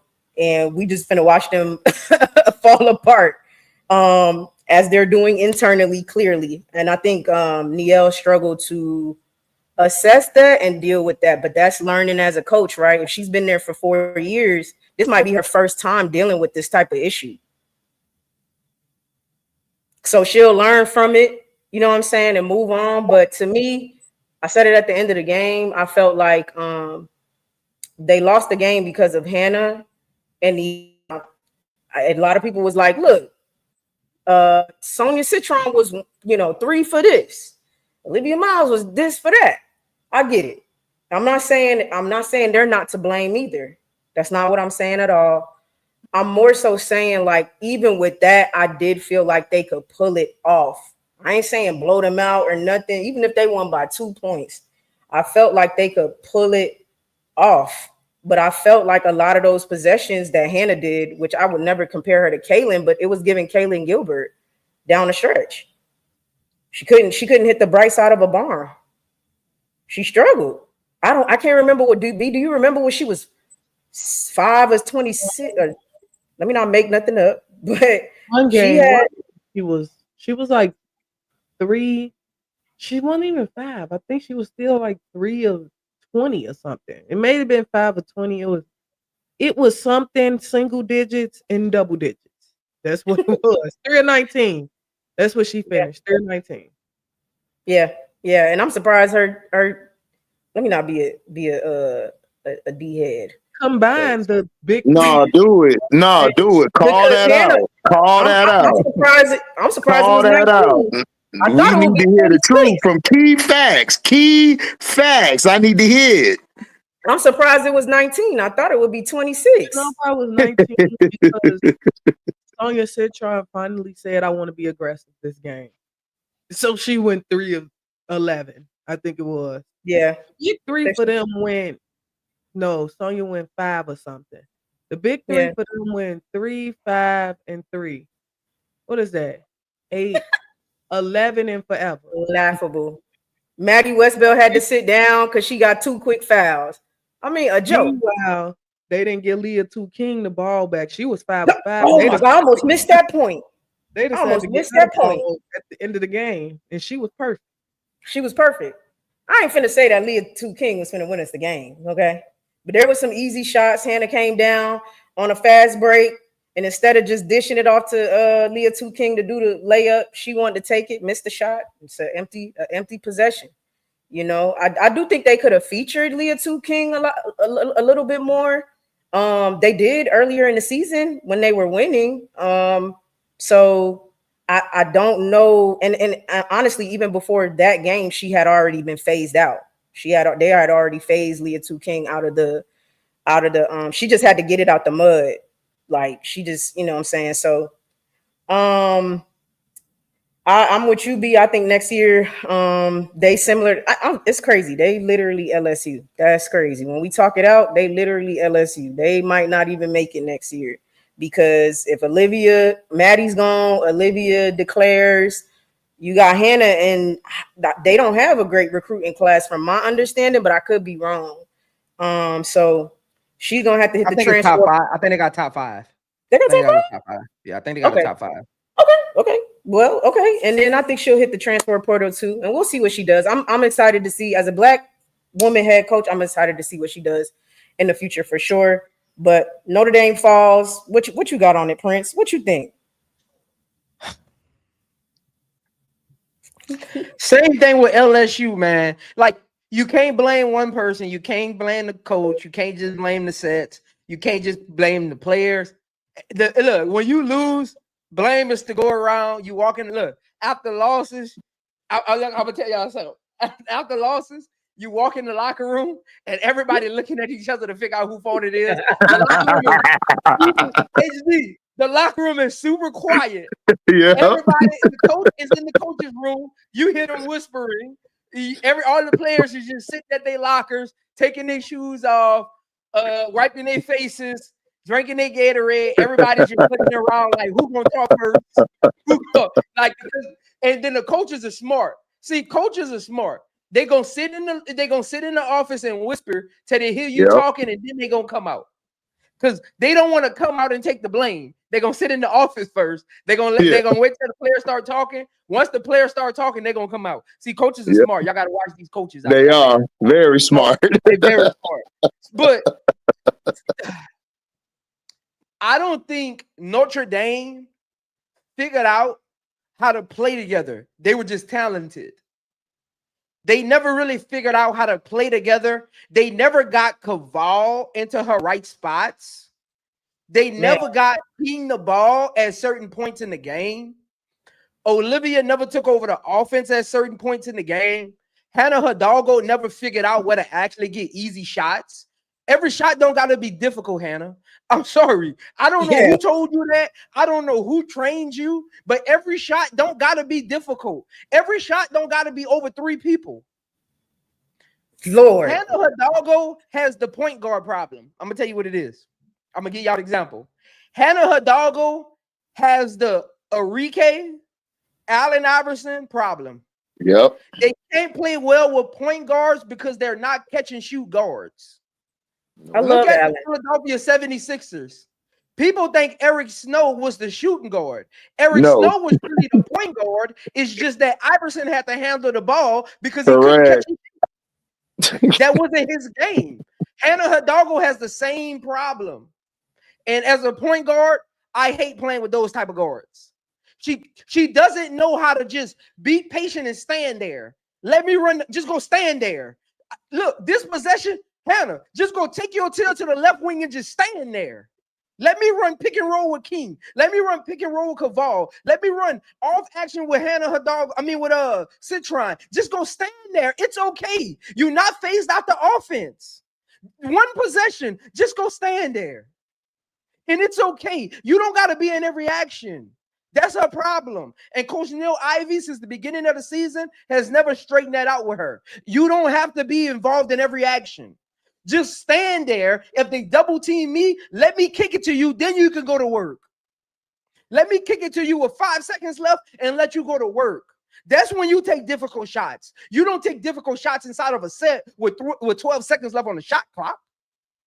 You're killing the offense that way. You're giving them back the momentum every time you do that. Because guess what they're doing on the other end?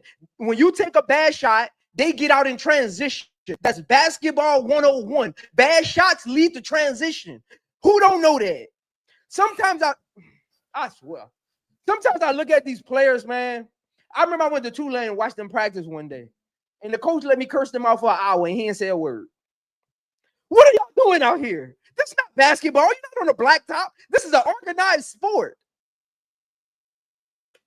She thinks she's on the blacktop every time she touches the basketball. Hannah Hidalgo, problem is she doesn't know how to play with a point guard. Let's get to Olivia Miles. Look, I get Coach Neil Ivy don't really say Hannah Hidalgo sit down, Olivia Miles take over. I get all of that. I get all of that. Hannah Hidalgo and Olivia Miles needs to say, I'm the point guard. Look,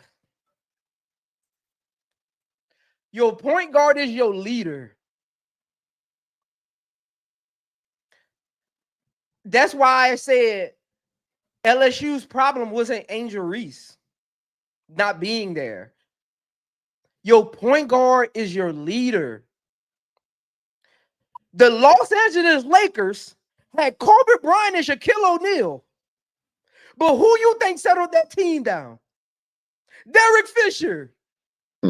Yep.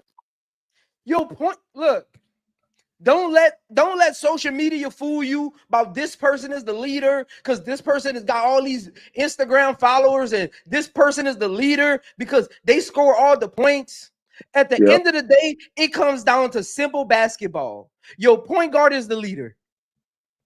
Because I can dictate who shoots. I can dictate what sets we run, and I can control the pace. Olivia Miles has a leadership complex. She wants to be the friend on the court that just gets along with everybody. Some games, Hannah Hidalgo is just not going to have to like you. When you get to the next level, even if you go to Chicago, some games, Angel Reese is just not going to have to like you, and that's okay. That's literally okay. It's your responsibility as the point guard to tell Coach Neil Ivy, I got it. And for everybody keep telling me she's generational, that means she got the pedigree to say it. I got it. That's my blame for her. I don't care about her defense. It's whatever.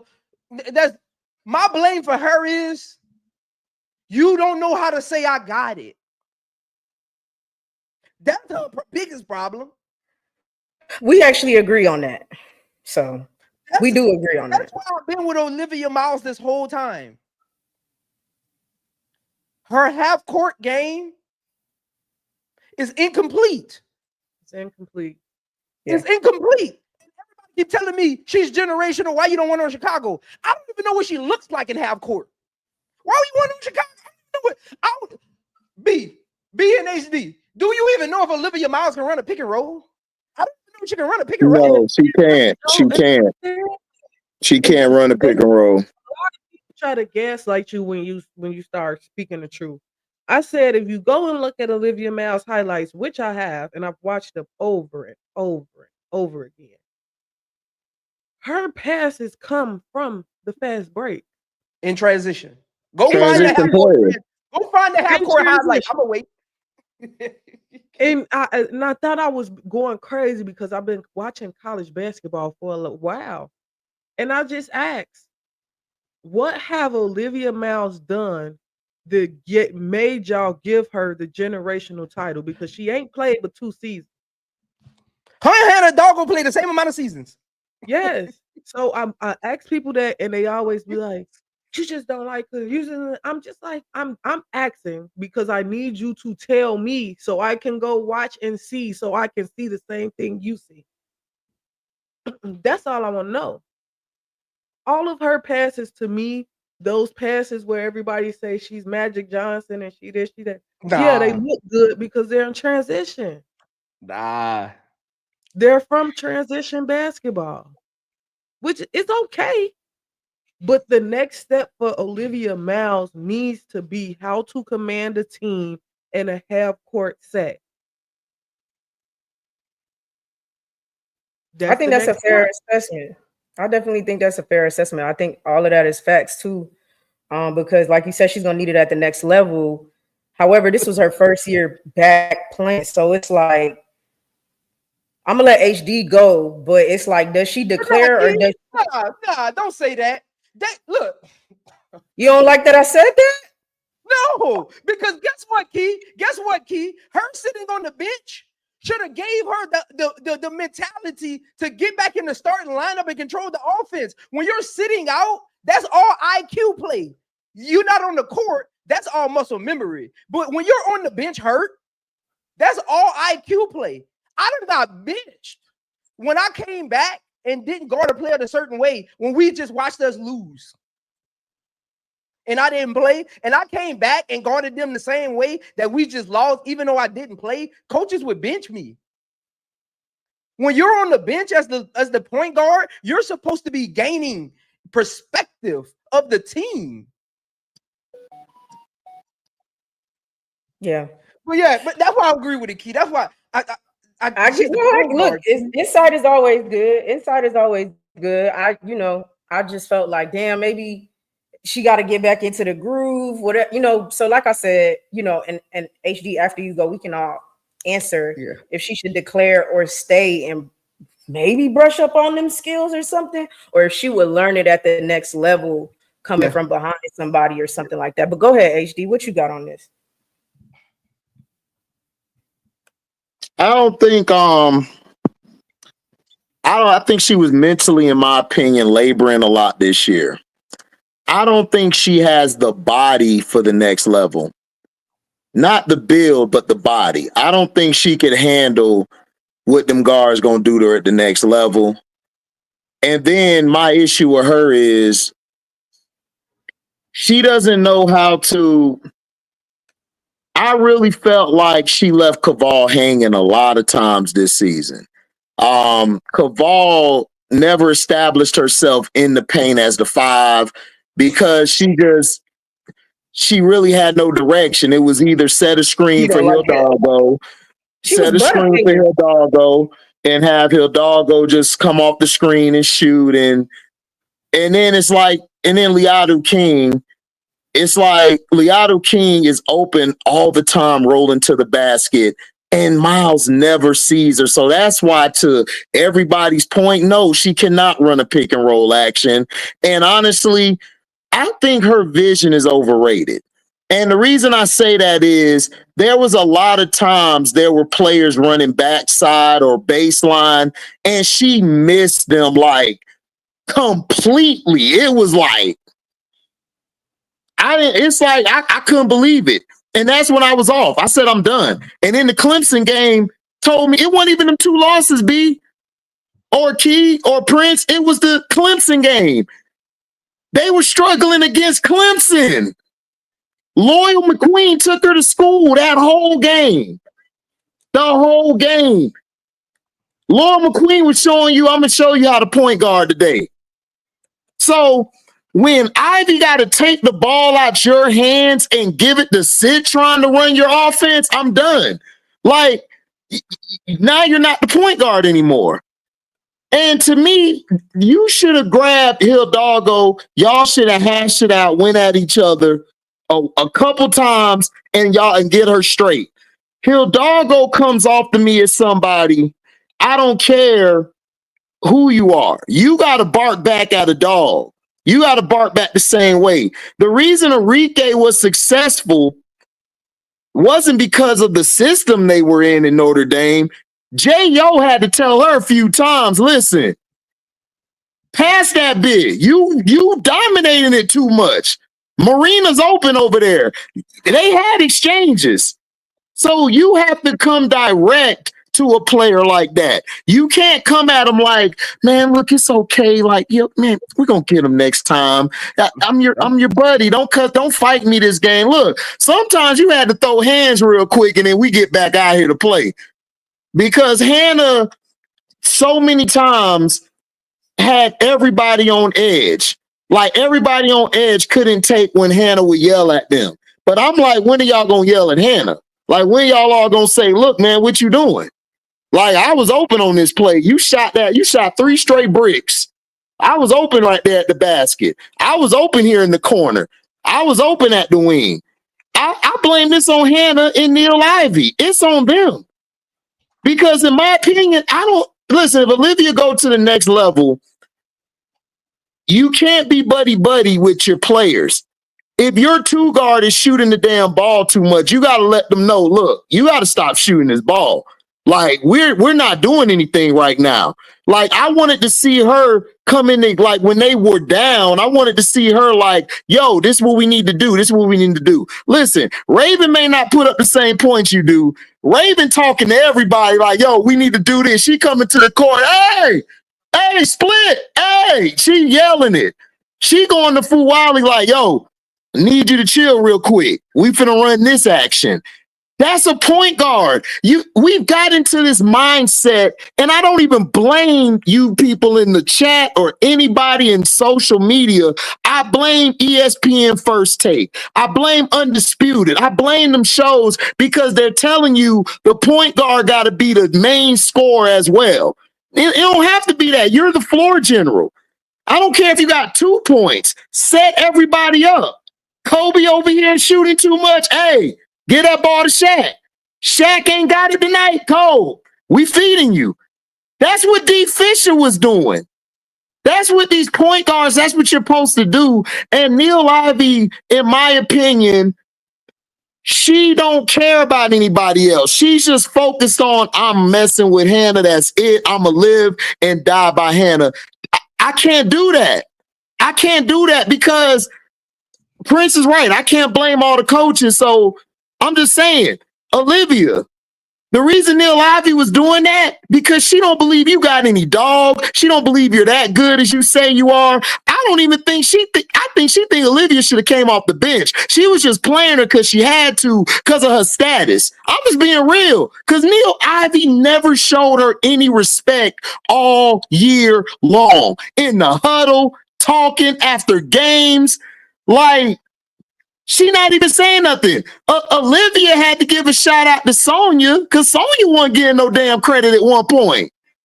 So that just shows me that Neil Ivey going forward, I'm going to have to tell you the truth too. You got to do this. You got to tell everybody, look, you got to go to the transfer portal. You have to have a talk in the mirror to yourself and say, what can I do better? How can I hold my player accountable? And if you're going to bring in somebody, they got to be willing to tell Hannah, look, stop shooting the damn ball. Because I'd rather hear from my teammate than hear from the coach. And to me, everybody on that team is pie.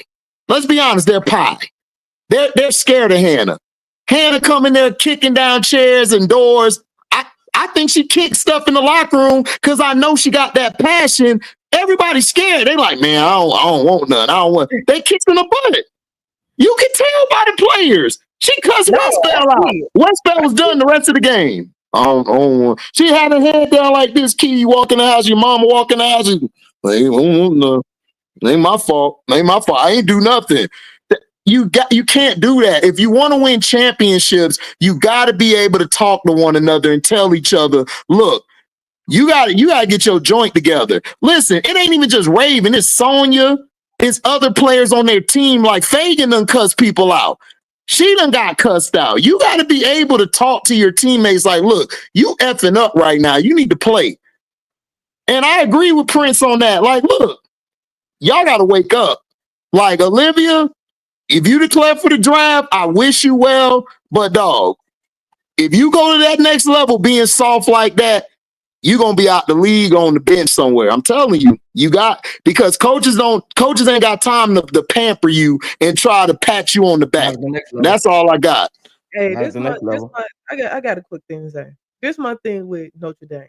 And people don't like they hate when we big up Sonya Citron, but I'm about to do it again anyway.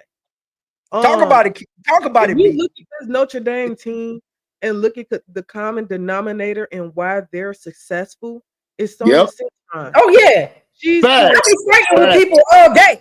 She's played all 4 years for Notre Dame, and all 4 years Neil Ivey been coaching. All 4 years they went to Sweet 16. I think you add anybody on that team with her, and you get the same production. She didn't play with Hannah by herself, Sweet 16. She didn't play with Olivia by herself, Sweet 16. She didn't play with both of them, Sweet 16. She's the common denominator in why this team worked, why it's going to fall apart. Facts. And why I don't see them being as good next season. She was the glue for them. Yeah. She was, and I hate using men, but think about the Bulls when we got DeRozan and Zach LaVine. They had to put Alonzo Ball in between them to make it work. When Lonzo Ball got hurt, it fell apart. Fell apart bad. That's Sonya Citron. Sonya Citron was the player on the court that can do everything. You put her between Olivia and Hannah, and it made it work. It made it work. And people don't like to give her credit, but Sonya Citron gonna make whatever team she go to in the W better. Because she's the type of player who makes a team better. She don't do anything to make your team worse. She only adds to it. Facts. That's why I didn't want to hear all of that when people was like, you talking about Niele and Hannah. Sonya went 3 for. I'm like, hey, the one game she actually decides to shoot more. Look, it ain't laying. I hate that for her. You get what I'm saying? Hey, B, you wasn't around yet. I don't even think Key was around yet. HD was around though. Go back and look through my draft breakdowns. When I did Sonya Citron draft breakdown, everybody was on me. What you see in her? She remind me of Lexi Hall. What you see in her? She ain't no. They still feel that way. Like that lets me know a lot of people just watch basketball and don't actually know basketball. That's two different things. Everybody can turn the TV on and say what team good and what team not. Tell me why that team good and why that team not. Like that's two different conversations. You know what I'm saying? Like people don't understand that all your talented players aren't scorers. All your talented players don't average double-digit assists. All your talented players that mean a lot, the glue guys, don't average double-digit rebounds. They do the little things that help your two best players be themselves. That's why I like that analogy you gave. Citron helps them be themselves because they don't have to guard the other team's best player. When the game slows down, they don't have to set the screens. Sonya Citron come and set the screen. When the rebound is needed, they don't got to go down there and do the dirty work. Sonya Citron gonna go down there and help King out. They can just play the back. They can just play the back. That's why Hannah was able to get Defensive Player of the Year. Oh man, don't get me started on that. He should have never listen. She not no defensive player of the year at all. I don't know why they did that because she was terrible on defense, on ball especially. Don't get me started on that. Player of the Year should have went to Sonya Citron. Listen. If I'm coming in this draft looking for a point guard, I'm taking Amore over Olivia. I'm sorry. I'm not taking Olivia over Amore. I'm sorry because I've seen Amore run a half court offense. And everybody look to her when it's time to get it done. And she directs everybody. She's in people's face, tell them this is what I need to do. And I'm not taking Olivia Miles over Sellers either. I think Sellers is a way better player than she is. And I've said it since day one. Like Sellers, when she get to all that rah-rah Smichael and them do, when Sellers get in the huddle, man, she tell them, man, cut that out. This is what we finna do. And they listen. So look, Olivia don't do that to me. I'm sorry. Like I don't see what everybody see after that TCU and Utah game and Clemson game. I I was done. I told Prince, I think Prince did something. I told him, hey, Prince, man, I'm off of it. And everybody was getting mad. And I said, I don't care. You can be mad. Here's a number. Look, I got a lot of people mad, but I'm not taking her. I don't see it. Cheyenne Sellers was at Notre Dame, she would be the number 2 pick. They going to the Final Four. If she's at Notre Dame, they're going to the Final Four because, first of all, I don't have to hide her on defense. Second of all, she's going to run transition, and she's great in half court. So, no. Olivia Miles do better than Cheyenne Sellers and Serena Sundell is that she can create her own three-point shot. I haven't seen both of those players be able to create their own three-point shot off the dribble yet. Right. Once they get that, they could be. They're the better players to me. Yeah, Yeah. People argue me with that B when I said that. I was like, if you put Cheyenne Sellers on Notre Dame, she would get more credit for how talented she is. It's just that she was stuck on Maryland and they didn't really have no hype behind their team. So a lot of people did give her credit. But if you look at her numbers, she done made all defense conference, offense and defense. When her rookie year, she came in with Olivia Miles. She won 6th man of the year, and Olivia Miles was coming off the bench too. Both of them was coming off the bench. She won 6th man of the year, not Olivia Miles. Yep. She don't get enough credit because she's at Maryland. They don't got the popularity behind their school. They got the hype because, yes, they are a D1, but they don't got that mainstream media popularity like a Notre Dame does because they don't have enough accolades and players that's been there that have notoriety. If she was at Notre Dame and they was highlighting Jackie Young and Enriquez and all of them that been there, she would be the number 2 pick. Hands down. Hands down. It wouldn't even be a question. It's just that she's just on the wrong team. When you think about her draft stock, she's just on the wrong team. And to me, she would fit a lot better with Hidalgo, way better than Miles, because those personalities on Merlin, they're like headstrong, and she keep them in check. So, because like B said, B, you said Olivia Miles creates her own like 3-point shot more than them, right? Does her creating her 3-point shot help Notre Dame win? Is that the reason they win? No. Or is that just part of the offense? It's just part of the offense. Exactly. So exactly. That's not why they win, because she can shoot a 3. Nope.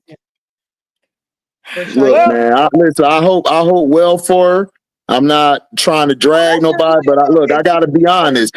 I'm not looking at her as a high point guard the next level. I just don't see it unless she plays with a Diggins or somebody like a Enrique or someone. Like, she got to play with somebody who runs it and stuff. Like, she can't run my team because my team's going to be all chaotic. Like, we're going to be all chaotic. We're going to be doing our own thing.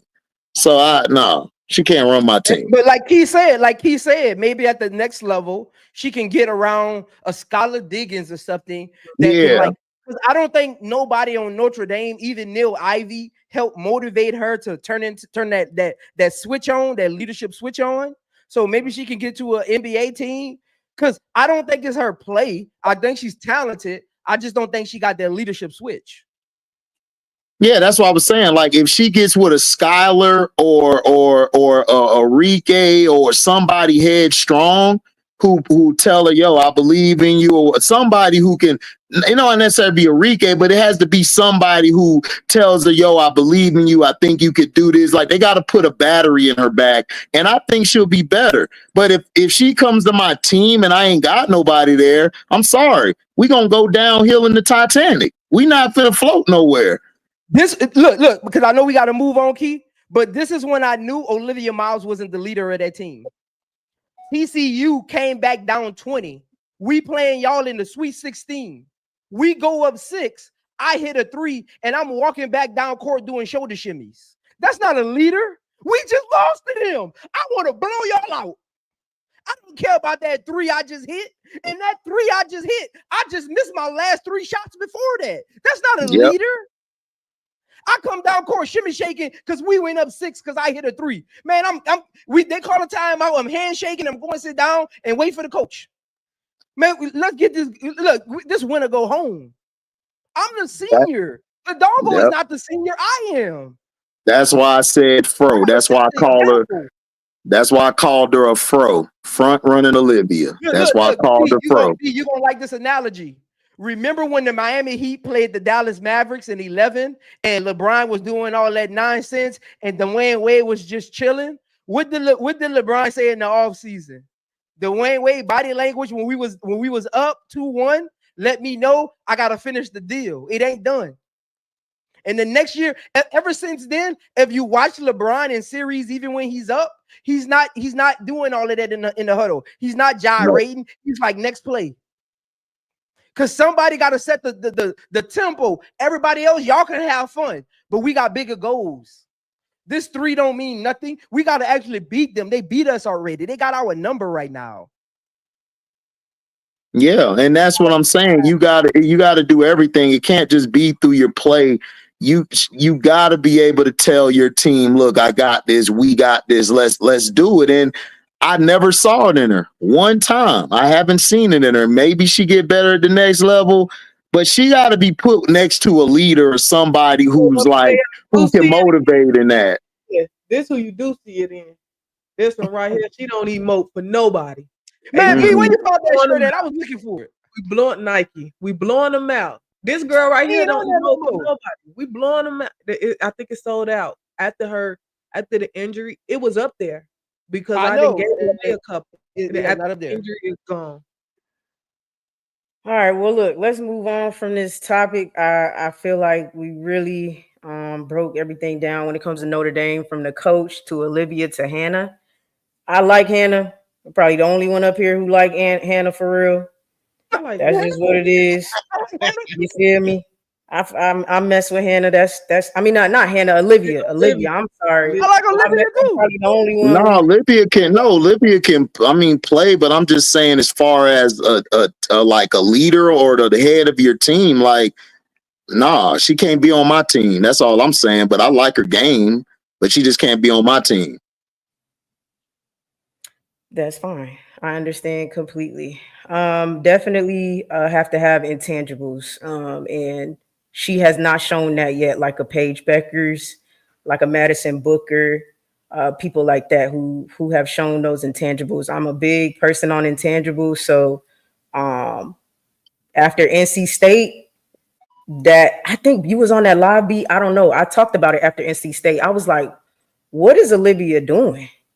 Like, why isn't she commanding the ball and telling Hannah to cut it out? I said that after the NC State loss. And then from there, I was like, oh, okay, so the team's going down, bet.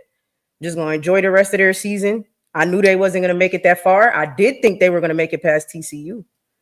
You feel me? But look, like you said, all the best to her and Neil Ivy. Just like Kim, I hope, they have success in the future and learn from this, especially her. I would hate to see Niele lose her job. I don't think she loses it now, but if she keeps not making it past Sweet 16, you do start to question her. You understand? Notre Dame history don't do that. You had Muffin McGraw. You got big shoes to fill, baby. They don't do that. I question her now. And she got to listen. Catholic schools. Yeah. She got to show something. She ain't showing me nothing. Like, you got they're not to. Gonna fire. Look, HD, they're not gonna fire Hannah. You can Hannah and bust if you want to. They ain't firing Hannah. That's what I'm saying. That's what I'm saying. So, I mean, look, I'm gonna be funny. I'm glad me and Prince could come to a happy medium today. We ain't at no happy medium. I don't know you like that.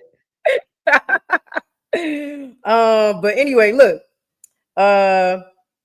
we're on our way, you know what I'm saying, to the championship game, and South Carolina is still fighting. And they not showing no signs of stopping. You understand? They're battle tested and they're gonna keep it pushing.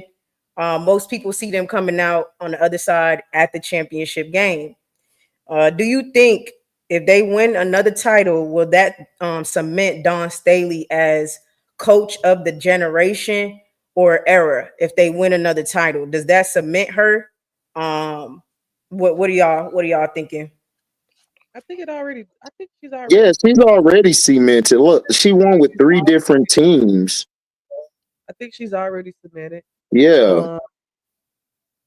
I think the better question would be, would that make her first ballot? And I think she's going to be first ballot, hands down. But as far as cemented, yes, she's shown that she's able to coach whatever you give her. She's able to coach players to respond in big moments. This team this season, just like at LSU, they lost a pivotal piece in the center of the team. They're still able to move on. The train don't stop because somebody hopped off. And with that, it just shows that you got a good conductor.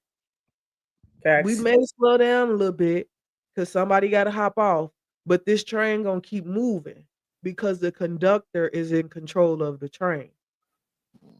With LSU, and I'm comparing them to LSU because they're in the SEC, and the SEC is my favorite conference.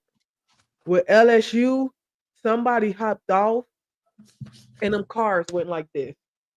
Train Yeah. cars just had it. Big time. Yeah. Because the conductor didn't allow others to hop on to fill in that role. So Dawn just showing that she is a good coach, and she's in the conversation with Gino, with Kim, with Muffet, with Pat. She's showing that I want to be at that table. I ain't trying to be at no other table. I want to be at the table with the head of the head. So I think she's already cemented it. Even if they don't win this year, I think she's already cemented. She got 3 of them things. She got 3 of them, and she's won it with 2 different teams. I just think she cemented it already. She's churning out good quality out of that out of that conference and out of that team. Okay. What you think, Prince? I don't know, B. I don't know. I see it all on your face. I'm like, dog, Christmas B. Green. B, you my dog. You my dog, B. But okay, what do y'all consider era and generation? How far are we going back? Generation. So How far are this we going back? generation.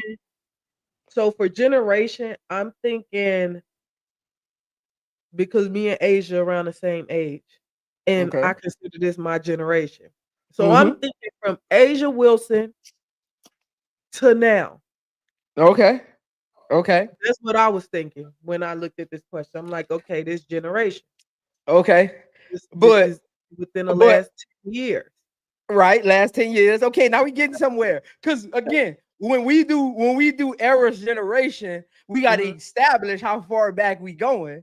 You know what I'm saying? Because is it 3 years? Is it 5? Is it 10? Is it 15? Are we doing the current players in the league who were in college while Dawn was coaching? Like that's what I'm trying to figure out. How far back we going? Because B, if we going back to, because It wasn't good. in When the we was going league, to Temple and all that, it wasn't good for Dawn then. Like I didn't see that coach. How long she's been at Temple and all South that Carolina? too.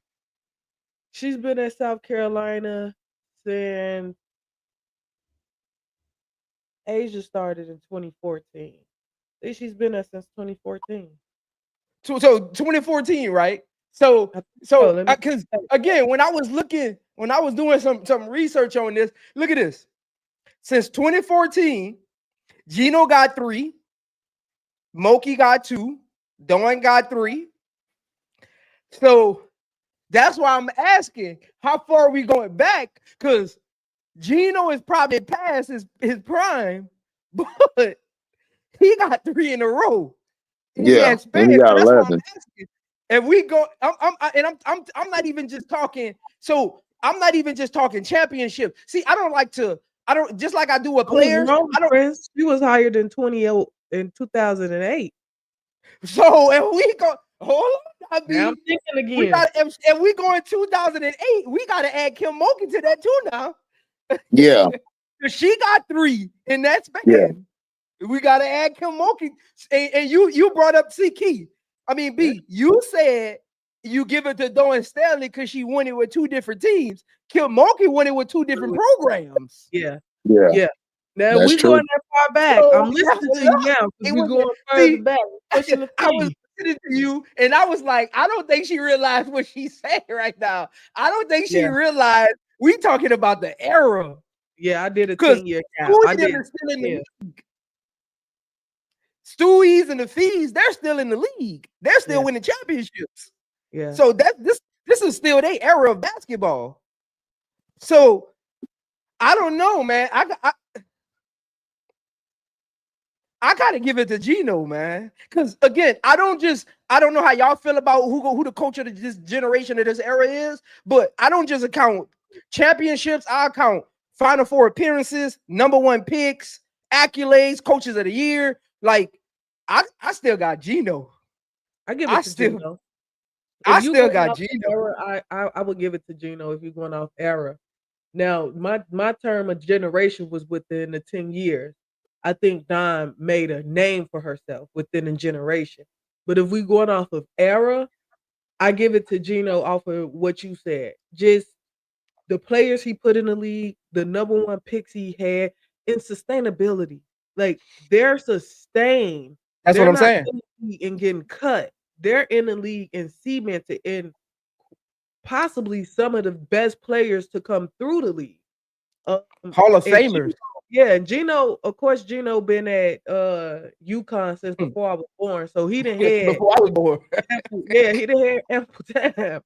But you still got to get hats off to him, even though I don't even like him, because I believe in the Candace Parker curse. But you got to get hats off to him. He doing his thing. But Kim up there. Look, because I know HD got to go next. HD, let me pass this question to you because I want you to go next. I know you got to go next. I got Gino 1, and I got her and Kim Mulkey fighting for that #2 spot. It's that #2 spot is a preference. Listen, I said it on plenty podcasts you heard me on. Those are the top 3 coaches of any, like, right now. Gino, you don't have to like him, which I don't. I tell people why I don't like Gino. I don't care. Like, I don't like you, but he's a great coach and he does his job. I think Candace Parker said it best. I don't have to like you to work with you or play with you. Like, and to me, the personal that he takes when he loses or he wins is probably second to none. Like next to Pat Summitt, because I'm a Pat Summitt guy. He's probably like the greatest coach we've ever seen in women's sports, like period. Like how he continues to bring players in and how he adjusts through each time is crazy. You went from a Taurasi to a Stewie to Paige now. So Yeah. it's crazy what he has done. Dawn Staley, like she's a great coach in her own right, but if you look at her body of work, you know what I'm saying, Kim Mulkey has had an impressive thing as well. It's just because of recency, we kind of question Kim Mulkey. But her and Kim Mulkey, yeah, they will fight for #2. Gino would be 1. But far as like the new era is how the thing about Dawn is that I think that's different is she don't have the prestige that Gino has. She don't have the accolade that Kim has. And for her to do what she's done to a program like a South Carolina is impressive. Like to be able to get a player that's a high caliber player and talk them into playing 13 minutes like a game and still be effective, that's impressive. But she's fighting for #2 with Kim Mulkey. Depending on what Kim Mulkey does in these next couple years, I think Dawn just has Kim's number. She just has Kim's number right now. I think if Kim look herself in the mirror, like I said, and say, look, I got to get back to the old Kim Mulkey. I got to bring in the guard that runs my team like they did back in the day. So, but Gino to me, it's going to be interesting to see what he does next year, how he switches everything to Sarah. and he go from that part and how he builds off of that. And then look, listen, I can't take nothing from Gino. They were down like the 6-7 players, and he got the Final Four. They lost everybody to injury. It was like 1 week after 1 week after 1 week. They was out there with 6-7 players. And they were like one screen, which I still don't think was an illegal screen. But anyway, one screen from going to the national title. Yeah, Going to the national title to win. And remember, HD, only two coaches got a 40-0 record. That's Kim Mulkey and Gino. Yep. HD, you can say that too, but Kim Mulkey was a foul call away from having 4 rings. Yep. Dude. No, I know that. That too. Listen, that too. So I'm saying, listen, that bad call with Carrington, I'm still pissed off about that. So, so I'm still mad about it. They Carrington and them talked about it. They just watched the game just the other day. She couldn't watch the game. I watched it on YouTube. So like, to me, to deal with the new era, these players, these talent, like, I think Dawn, instead of saying like coach a generation or decade, she's probably the coach for the younger Black women that are coming up. Like, she's got that stamp because they all look up to her. Like, you hear Joni talk about her. You hear the other, like Coach Yo and them talk about her. Like, she's setting that precedence. But like Coach, like Gino, like, yeah, man, Gino, man, has been, and even this year when he was losing to them teams, like, nobody thought what they could do. And look, he's like 2 games from winning it all again. It's crazy.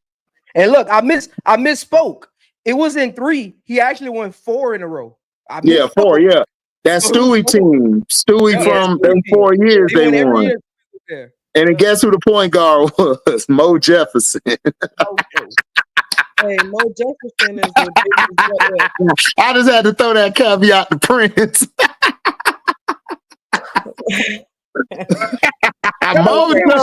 Get off my team and go play with Stewie then. Right. Stewie made it better. Look, y'all all made great points. That was super educational too. And came to the decision that is Gino, and Dawn and Kim is fighting it out a little bit. So I think everything y'all said kind of lays it out why Gino, you know what I'm saying, is the coach of this generation. And let's see if he can coach UConn back to a championship and get Paige her championship. She says she want to win a championship. She don't want to be that great player he had that never won a championship.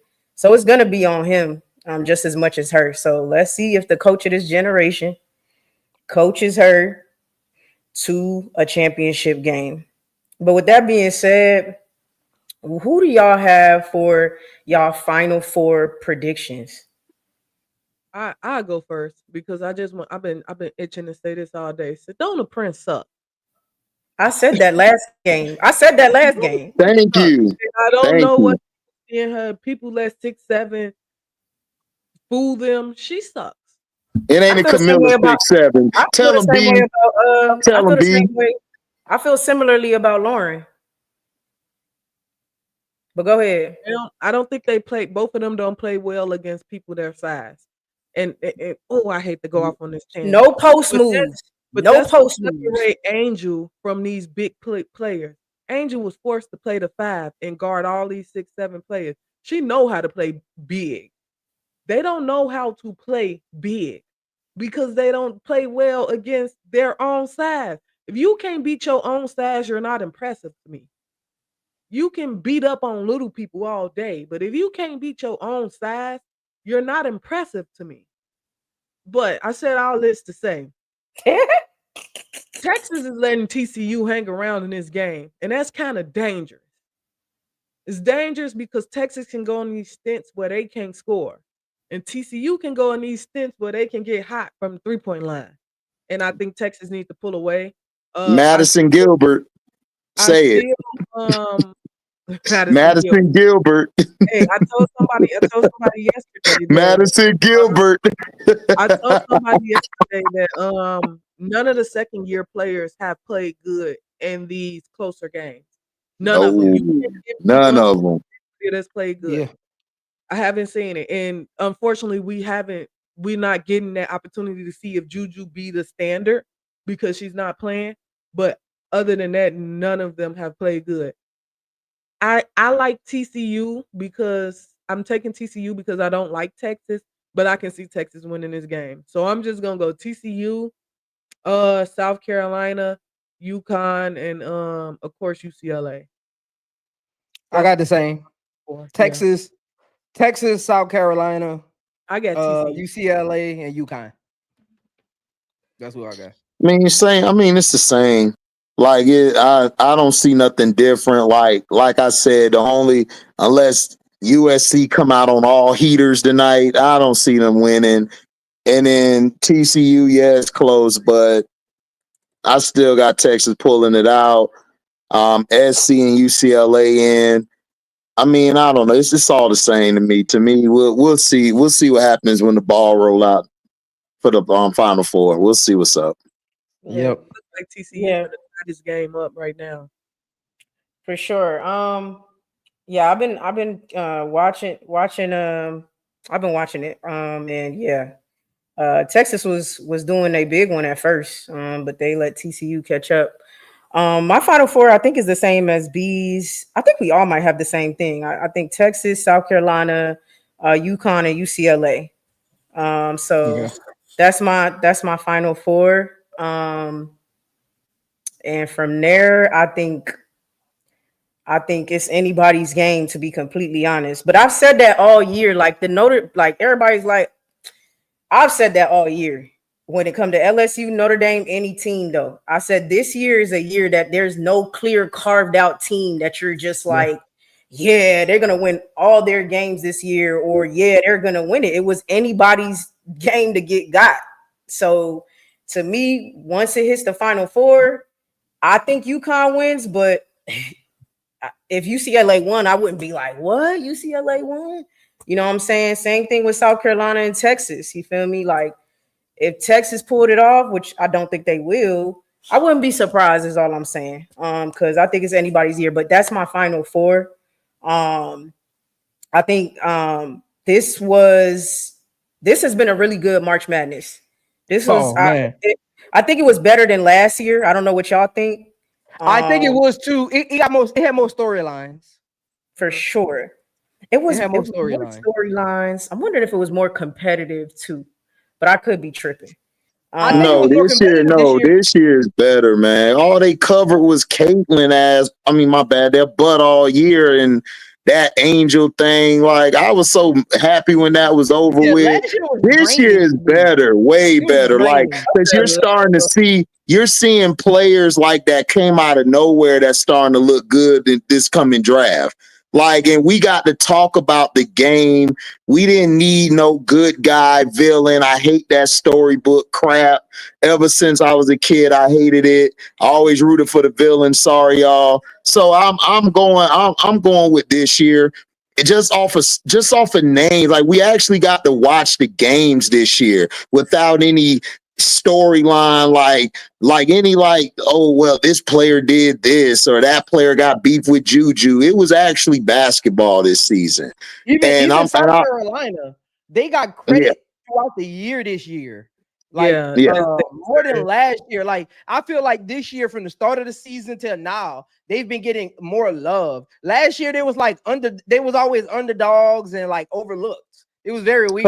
Caitlin Clark. Because of that narrative. Like, they listen, that whole narrative, LSU and South Carolina were the bad girls. The envelopes went out last year, and we just had to deal. The envelopes went out, and we just had to deal.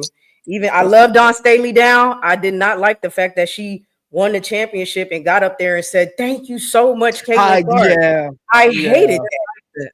I hated that. Because again, she did that for her. That was one time I felt like she was being a little selfish. That should have been about your players. Right. That's the only knock I got against Dawn is that moment. Yes. She played the game. I ain't like that. She was 36-0. She just played the game. Yep. I think she was handed an envelope too, just like Kim was handed the envelope. That's what I said last year. She got the envelope to get on the she got on a podium. You just went 36-0. You're the best team in the country.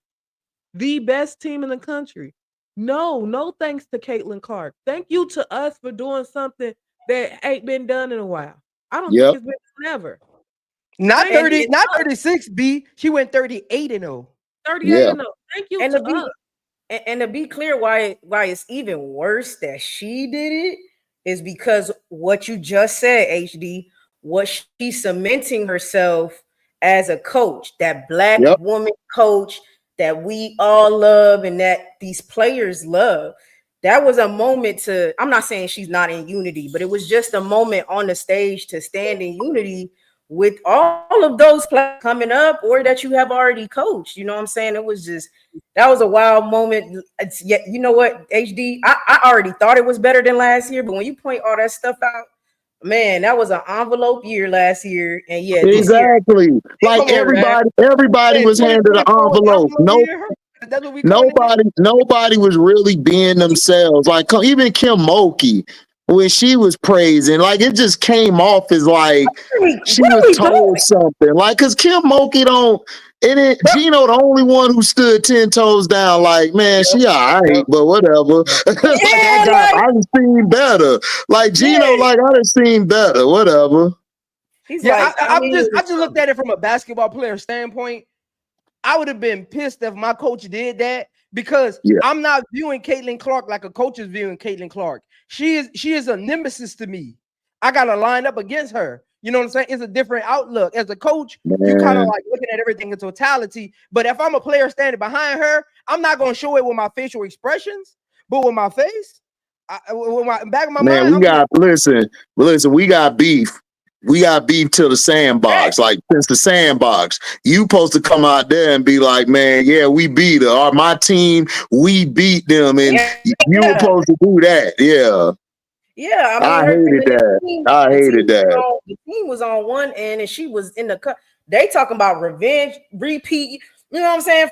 For Raven, she was like, this was revenge year. You know what I'm saying? All of that stuff. Yeah, she should have lead. That should have been a Raven. Like, instead of giving Caitlin Clark, that should have been a Raven appreciation moment. Yeah. Facts. Big facts. My Big player facts. came back and took the disrespect to heart, and she worked on her game, and she showed why she the best defender in the country. Something like that. You said, she got the envelope. That's what I'm telling you. She got the envelope. I'm a LeBron fan. When Dallas won, I don't need Dallas giving LeBron no shout out. Like, y'all won. That's y'all moment. You know? They got handed the envelope, Prince. It is what look. They got handed the envelope. Me, that's why I told you, Prince, you the ones. You, Key, B. I'm just, y'all gonna bring me through the door. Cause me, I can't do it. I'm not corporate. They hand me an envelope. I'm finna smoke that pack. That's just what I'm gonna do. I don't know who you think I am, HD. I don't know who you think I am. Do not depend on me to carry you through any door. I might have snatched the mic from Dawn. Yeah, like I can't agree with that. Like somebody tell you, yo, like HD hit an envelope, but you gotta say this about this other podcast. I'm gonna be like the Star Hoop Central. I don't know them. Like I just ripped up. I'm smoking. I'm rolling up in the pack right there. I don't know. I can't relate to that. I can't relate to envelope passes. Game like they won. After that Dawn Staley speech, the next week they was on a press tour. Yes, and the whole thing appeared. We never heard about South Carolina after that.